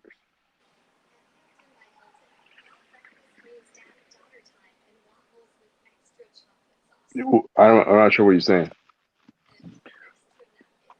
What I'm saying is, it's not such. I don't want to assume like which way you were presenting it, but it's not such It's not such a thing where, you know, it's a negative that I see with that, right? Like I obviously I understand, you know, your point and what you're saying, and even somewhat agree, but yeah, the majority of those jobs that you named are very, very secure jobs. So it's not like they're taking the easier way out or just competing on a surface level and not really applying themselves beyond that, you know, with other women. No, it's probably that those are very secure jobs, and most black women that I know and that I've, you know, encountered will tell you that their parents didn't teach taking the world over. Their parents taught to them security and being safe and cautious because the world is whatever the world is. I have a question for you. So do you think that before, I guess security was taught in find a husband, and then that's changed to find a secure job? Are you asking me, Chloe? Or the panel, just everyone. Oh, okay. I don't know what was taught. I think that is very broad. I think depending on where you're from, who you were raised by, what their situation was, you know, people, you know, they teach their fears to their kids, right? So I don't think that we were taught the way we should have been taught. I don't think a lot of conversations that should have taken place did take place. I don't think the idea of security was taught efficiently. I think the premise of just going to school and getting a degree is taught. Like the whole security thing, I don't think that's actually taught. It's just more of the idea you got to go to school, you got to get a degree, you got to get a job that will, you know, give you some sort of guarantee to fend for yourself. But the whole idea of security and all that, that's not taught, especially to young women. I don't see that, because if you do, you literally just described that. I didn't. I was saying, I think you're misconstruing what I was saying. What I was saying was, when it comes to modern women, they are more in competition with themselves when it comes to their choices with the degrees that they choose to take. And I'm saying, if they actually wanted to make a change that a lot of women typically say that they want to do, they would go to different majors that are predominantly centered around men and take over in that space. But they do the opposite. And my point was going into the whole point of women are typically in competition with themselves. And you could see that with a lot of the majors that they choose. That's what I was saying. And I think we got lost when the job security and some of the positions that they chose. But that's not what I was like really pointing at. I was just pointing at going towards the point of the competition part and why women do certain things. I think competition is a part of the, I guess, the woman. Competition is part of life. I'm gonna just say that. But I think that a lot of women go towards those degrees that you're speaking on because that's just where we feel comfortable. Like a lot of more women are more nurturing, so they want to go into psychology, they want to go into education, they want to go into humanities, they want to go into something that is, you know, more aligned with their feelings. I don't know, like what you're good at. Now, if you're a more logical person, which, you know, tend to be men, right? You would go into more logical field. I think that's why you see more women in those degrees. I don't think that's where the competition is based in. However, there is competition. And competition is healthy to a certain extent. It's just when you don't. I don't know, Chloe. I think competition is a part of life, but I think women tend to compete over the things that men don't or won't compete over. I think you guys compete over who had the best porch decorations, like just random shit that we don't care about.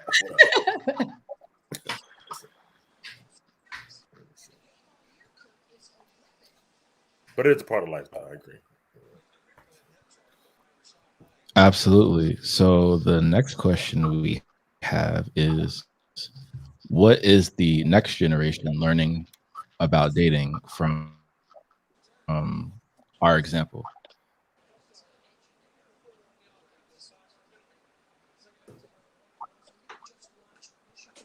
Josh, you elaborate.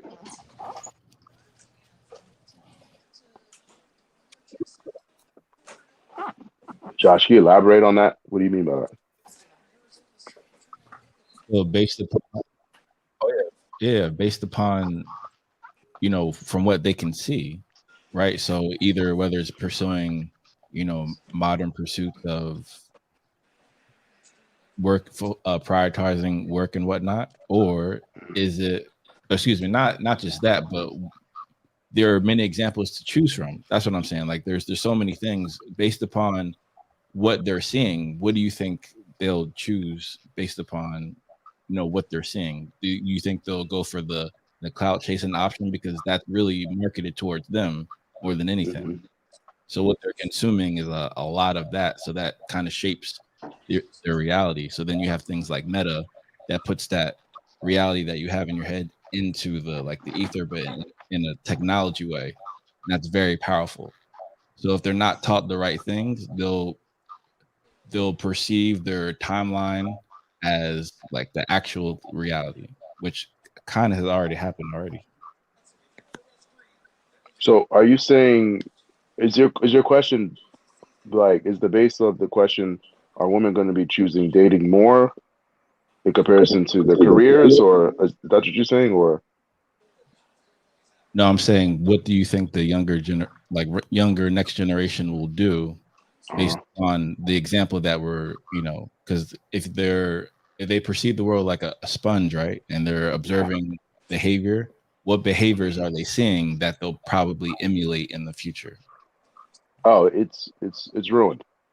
There's gonna be no relationships. There's gonna be no relationships, especially when it comes to like the whole concept of dating and being with someone, longevity, building with somebody, learning from someone's mistakes. I don't think young people really understand that whole scale, especially when it comes to dating at a young age. Like especially when you go through heartbreak or you're scorned by a young lady or a guy, people tend to hold on to that, which you should never do. You should always reevaluate the situation, find out what went wrong, and then figure out what you could do to be better the next, right? But most people hold on to that situation and just put anyone and everyone that they run across in that category. And when you do that, you never give anyone a fair shot. And if you never give anyone a fair shot, how are you supposed to build a life with somebody if you're still stuck in the past? And that's something that I see a lot with younger people, and I see a lot of that being taught to young girls, or things that they didn't get from their dad, or experiences that they didn't get a chance with their husband or whatever. They put that negative stuff back into the kids. And then when you grow up, you that lingering thought of like, well, I could have did this, I could have did that, or I don't know if I could trust this person, or this is gonna happen, or I don't want to be stuck like this. Like, it just doesn't make sense.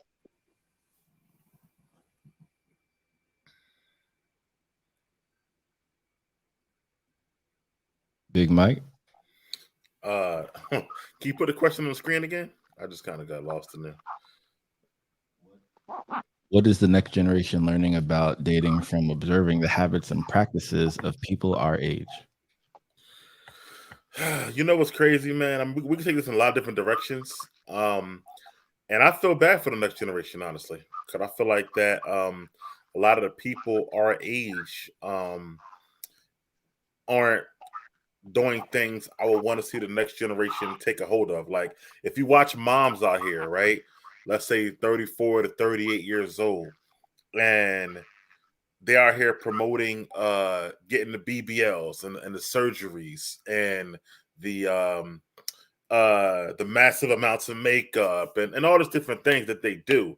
A lot of times they got these little kids, 5 to, let's say, 12-year-old daughters, and they're kind of like almost promoting this is the way to go.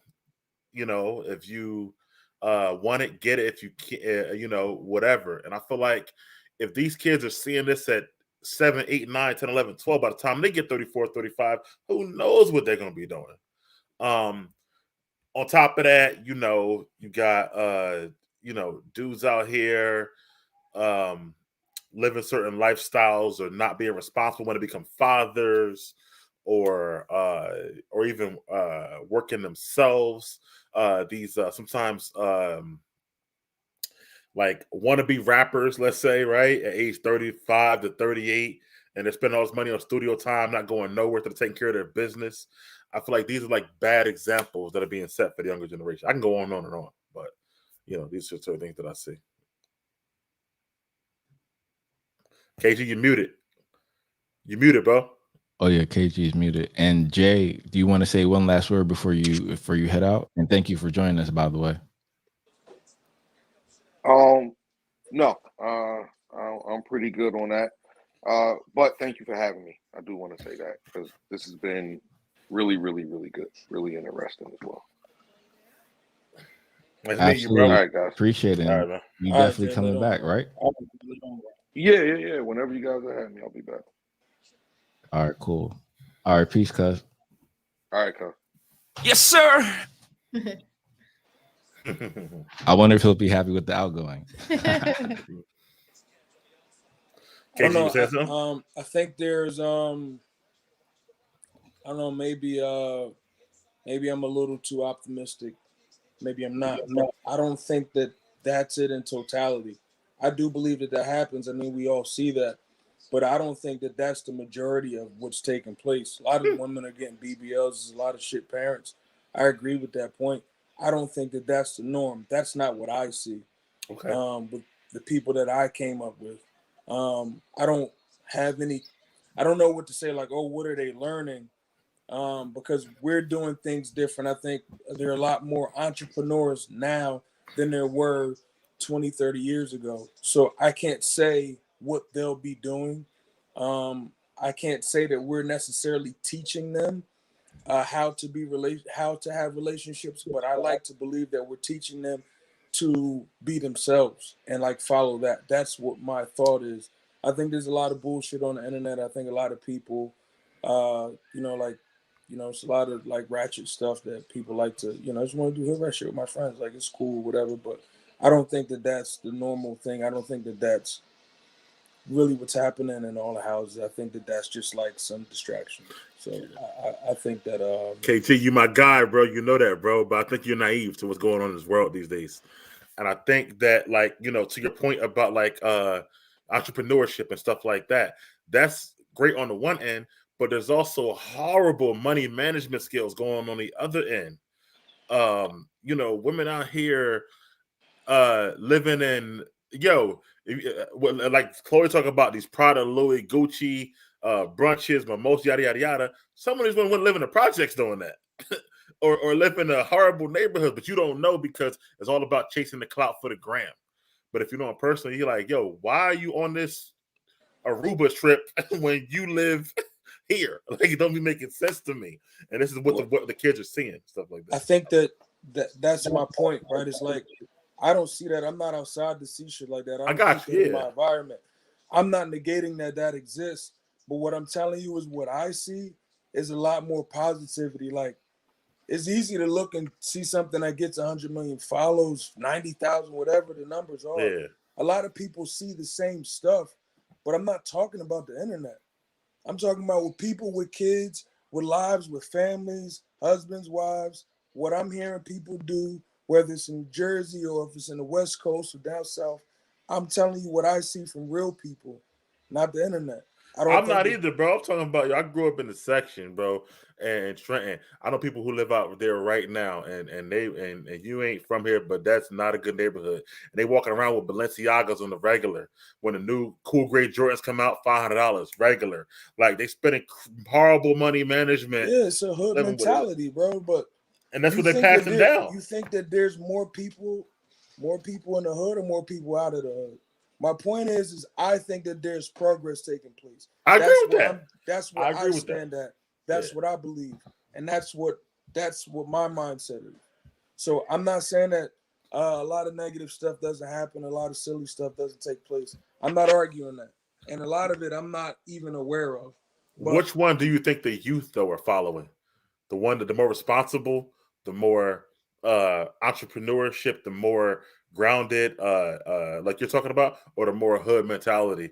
Let me shine this way and look this way. That's what's most important. Or potentially the Kylie Jenner path, because she is a billionaire, perhaps, right? So that type of perspective on life is being marketed to the masses. So my belief is this, right?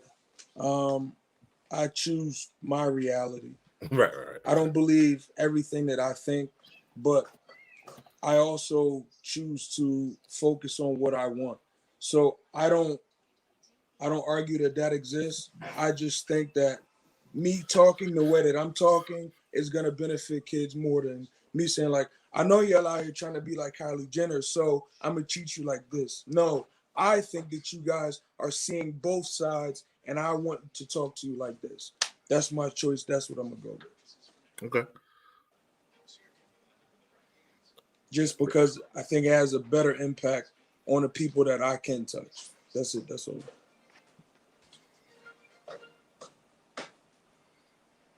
Nicole, answer the question. Everybody answer the question. Oh, what is the next generation learning about dating and observing the habits and practices of people our age? So my age group. And then when I think of next generation, I think of my little cousin. She just turned 18. So when I think of next generation, I'm thinking of her age group. And they ain't even checking for what we're doing. If I'm being 100% honest, she might be watching what I'm doing, and I will hope I'm setting a good example for her. But I guess we are the older, we like the aunties in the place now, like we the older people. So if she were to look at people my age and see what we're doing, what they're learning about dating, it's more like hookup culture, like aunties always on trips. Like most women that are my age, if they aren't in a relationship, okay, it's groups. So it's either they're married by now with children, or they're married, or they're in a relationship for maybe a year or two, or they've been in a relationship with the same person for 10 years and never escalated, or they single and, hopeless, or they single and traveling the world. So I feel like that's like if I were to break my generation or our generation down, I would think from the woman's standpoint of like little girls looking up to us, that's what they see. So depending on their family, it could be a whole bunch of aunties getting money traveling the world, or it could be all their aunties are married. So I think it just depends on where they're at and what they're doing. But dating, like people my age still dating like they 20 on apps and stuff.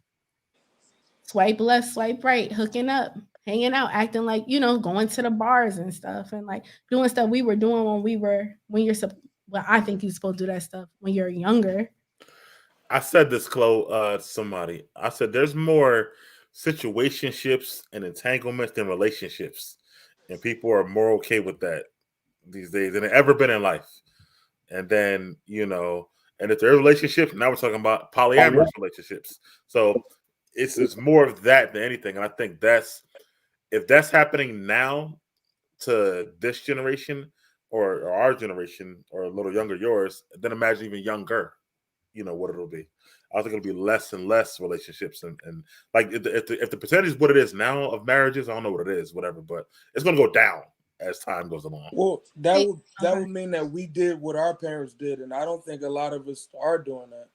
I think each generation they do what they do. I think that it's something to refer to maybe for advice.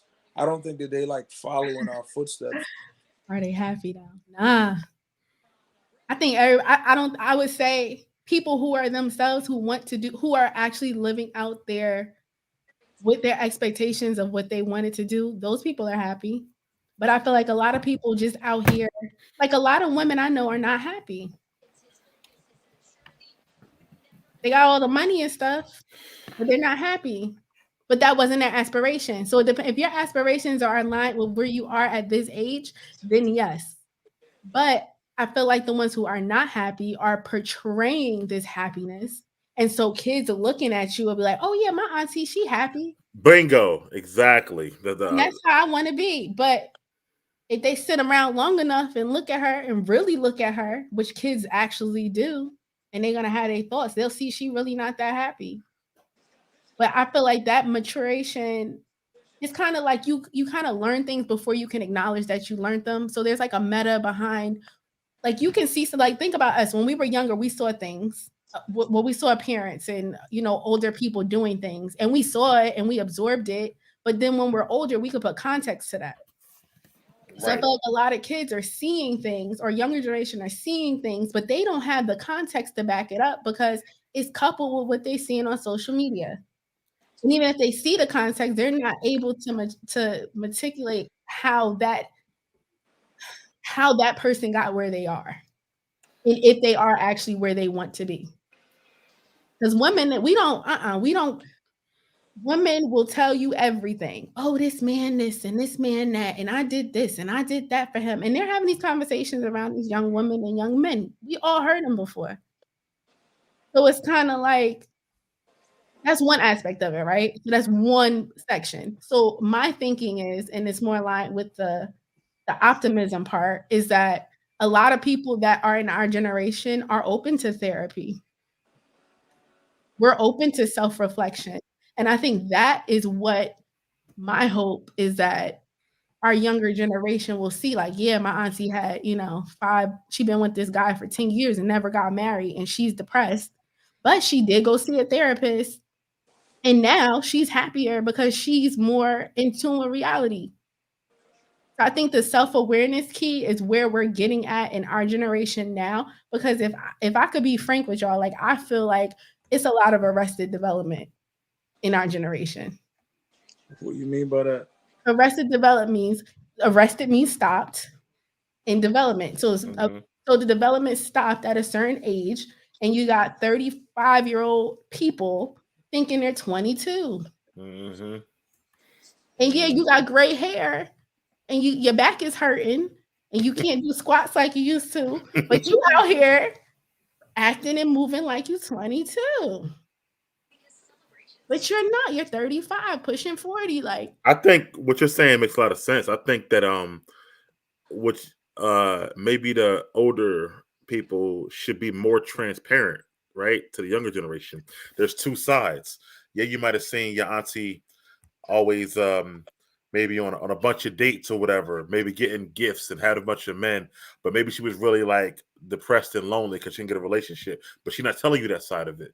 She's just saying, I got a new date every weekend, stuff like that. So I think maybe the transparency will help if they can learn both sides of it a little bit. And that's our responsibility. And I think a lot more people are being open to seeing therapists and being open to being self-aware. Because it's easy to be in denial, but you got to go home with yourself at night by yourself. And you don't have to show that part of yourself to anybody, especially in 2021, moving forward, because you could paint whatever picture you want and market yourself and brand yourself to however you want to be to the world. Definitely can. You can market yourself. You can market your relationship. However you want it to look. Absolutely. And KG, I know you're short on time. Did you want to weigh in before you headed out? Nah, I think I did. I guess yeah, I guess maybe I'm missing some things, but I think I'm missing them on purpose. It's good. You know what? Stay in your bubble, KG. Stay in your cul-de-sac. Be happy. Don't come out here. It's like that out here, Banks. It's terrible. It's reckless out here, man. Like I said, everybody here is scorned. They're all walking in pain. They're all walking in scenarios that should be fixed, but mentally they're just stuck in that place. And because you're stuck, if you're stuck in the past, there's never any movement or room for you to move towards the future because you're always stuck in that one moment.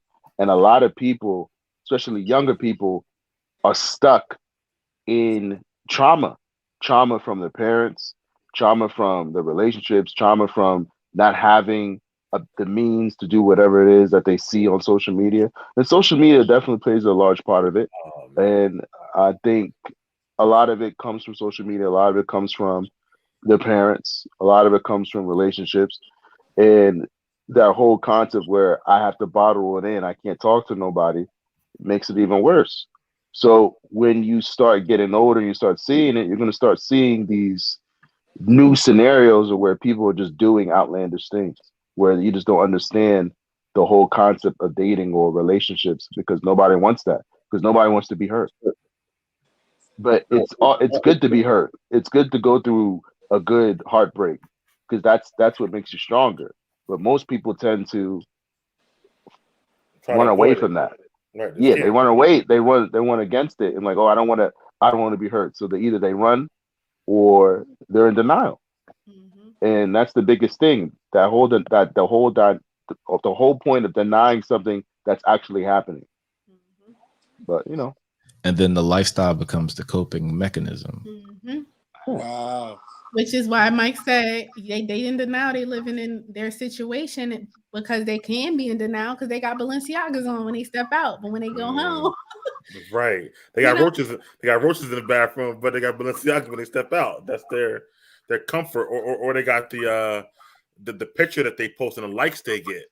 That's what gives them. I mean, I grew up in the slums. Be like, that's regular. I've seen that all my life. Like that's why I don't think that this is anything new. It's not an epiphany.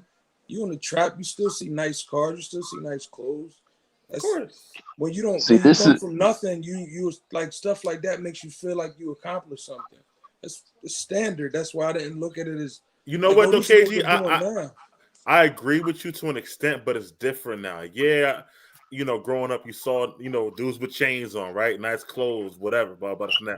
But now I'm more so talking about like women are throwing $2,000 birthday parties for 3-year-olds. Right, the money management is ridiculous now, but it's not for the kid though. The kid don't care. It's about them being able to post, right, for the Instagram or whatever, and being able to get those likes that you did a good job. That I didn't see growing up. I didn't see people like wasting money like that. I'm not gonna lie to you. It's more money now. But yeah, that's true. MP Work says, was it better for relationships before social media or worse? Because I know a lot of relationships that were formed because of social media. Definitely better before. I'm gonna answer that quick. For me, it's better before. I can go ahead on it. Yeah, of course it's going to be better before because you had less options. You had less opportunities to look at other people's flaws or other people's supposed upcomings and all that. Now you have all these examples to where you yearning for something that you don't actually know is true, or you wanting something that you feel like you can get is better because you see it now. Whereas where in the past you go off of what you see or what you got. So you're gonna deal with what you got around you. But now you have all these options and the access to go here or go there, slide in this DM, go in that DM, go on this live, go on that live. Go to this city, go to that city. Like it's endless options.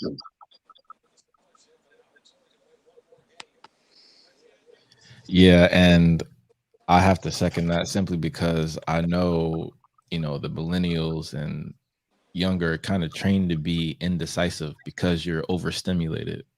So you're indecisive because you don't have the confidence because, again, society's a less than, like you should aspire to be this. And you're less than that until you do this, or you have these things, have these material things. So until you're able to truly know yourself, which isn't going to happen until, let's say wisdom sets in and that frontal lobe has to be developed. So at minimum 25, from my perspective. Now, granted, we all know in many different cultures and societies all over the world, people have to grow up quicker, and we understand that. However, in terms of that decision of, who to date, you still have enough information recorded from your experiences to make the best decision. However, when you're growing up, because you don't have that confidence, right? Then you're going to look to what's popular to emulate.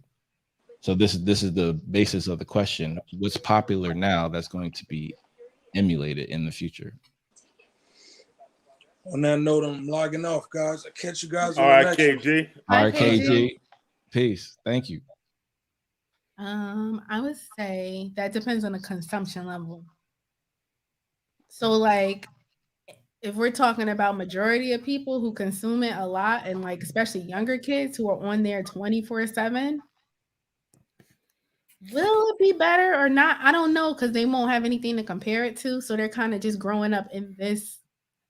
It's like us with cell phones. Like, was life better with or without a cell phone? Depends on who you ask. Like, I had to use a payphone before. Like, and I had a cell phone now. It's more convenient now, but is it better? Yeah. In some aspects, sometimes you don't want everyone know where you're at all the time. You don't want people to have access to you all the time, but it's kind of like we're stuck to there. So I think the kids who grew up with it and never had anything else besides it, I don't think that it will be that much of a, I guess, better or worse for them because they kind of just in it.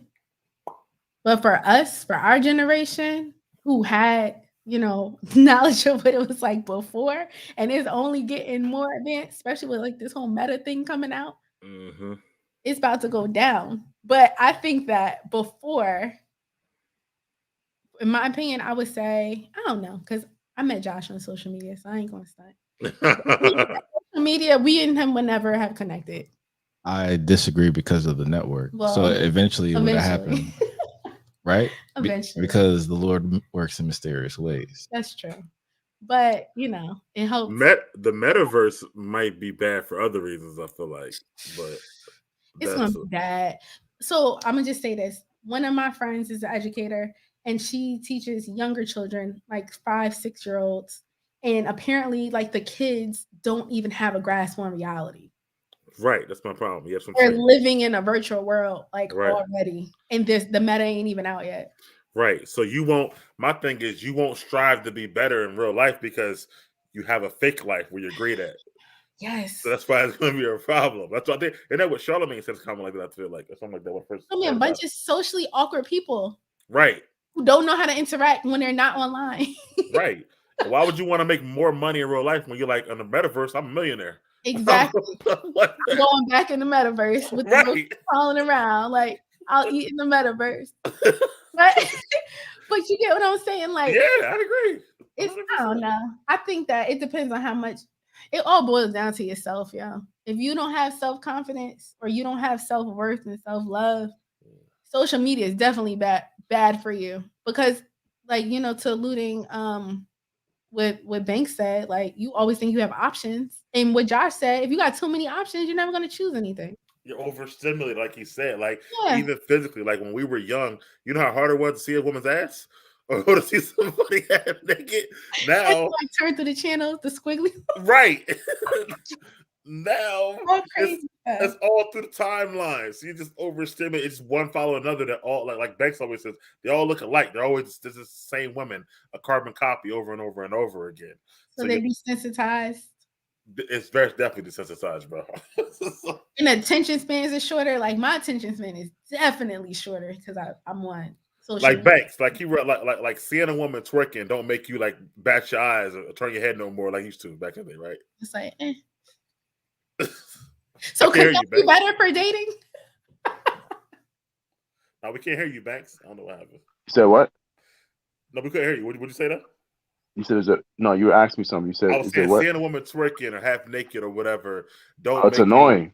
Don't make you turn your head like it used to, right? Yeah, exactly. It's another thing. This is my thing when it comes to that. I always say, you don't have to be naked. You don't gotta twerk. You don't gotta wear little clothes.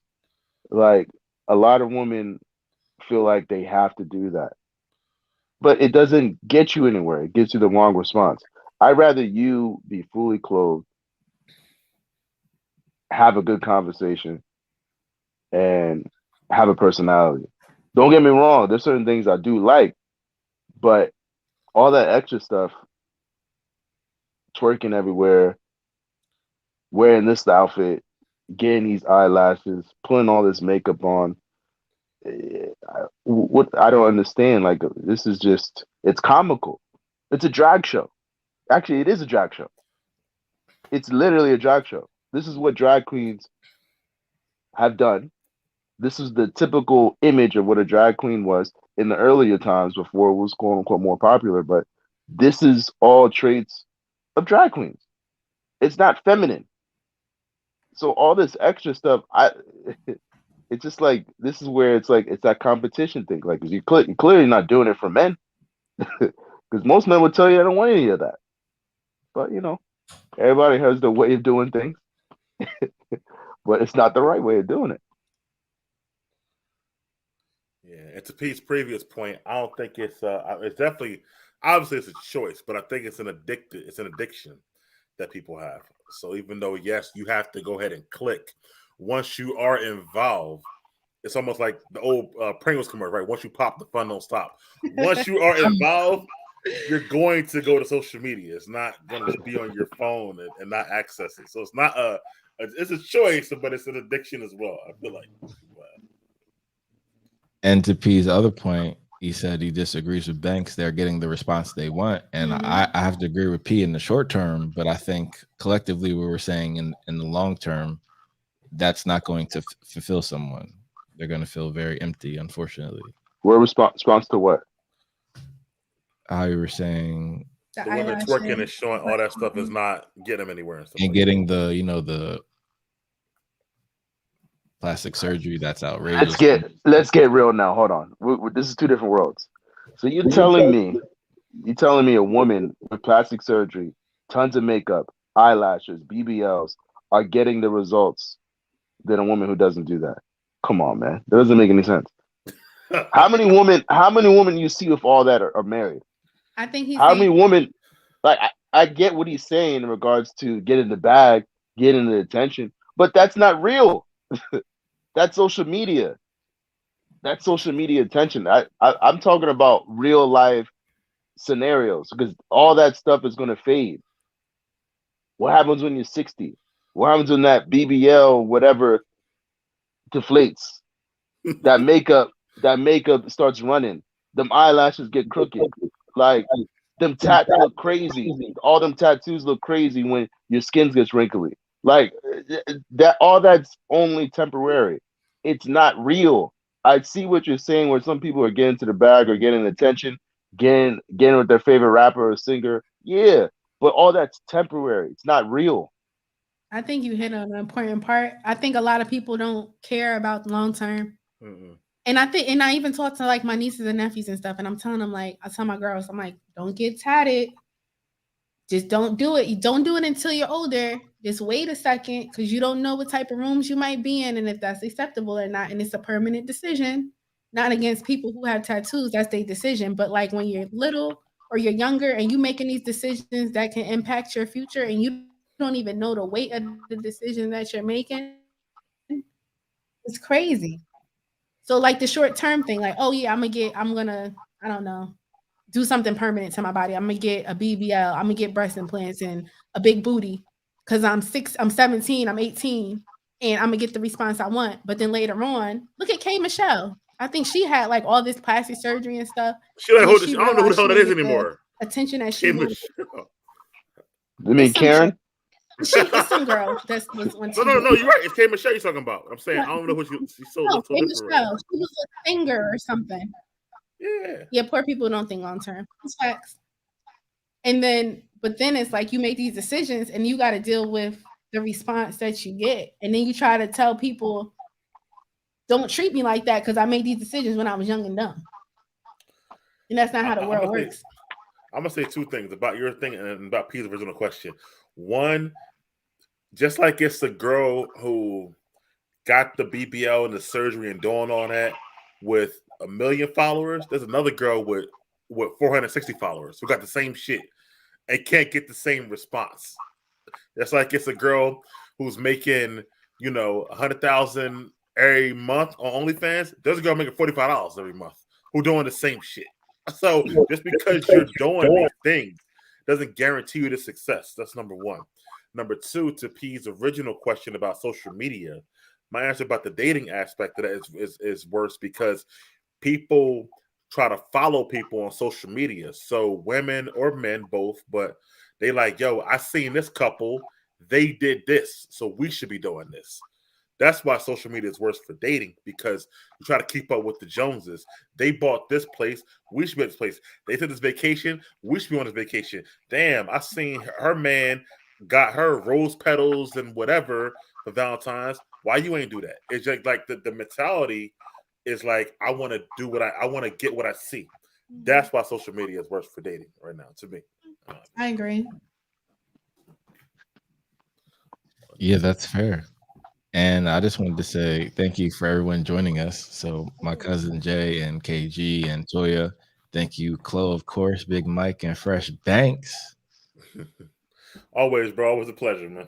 Absolutely. So happy New Year, happy holidays, everyone. And whatever goals you have in 2022, speak them into existence. Let's go.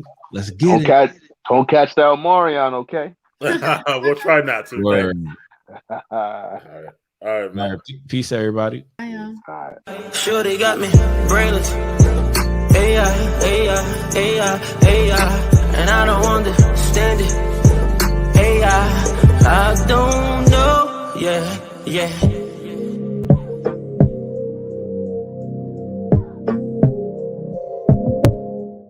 And then I made that connecting point where I was just like, hey, people already eavesdrop. If you're out here having dope ass conversations while you're lit, it's like, why not? Why not put it into a podcast? He makes podcasts. He's here outside of the city. Pick his brain. I'ma just be here.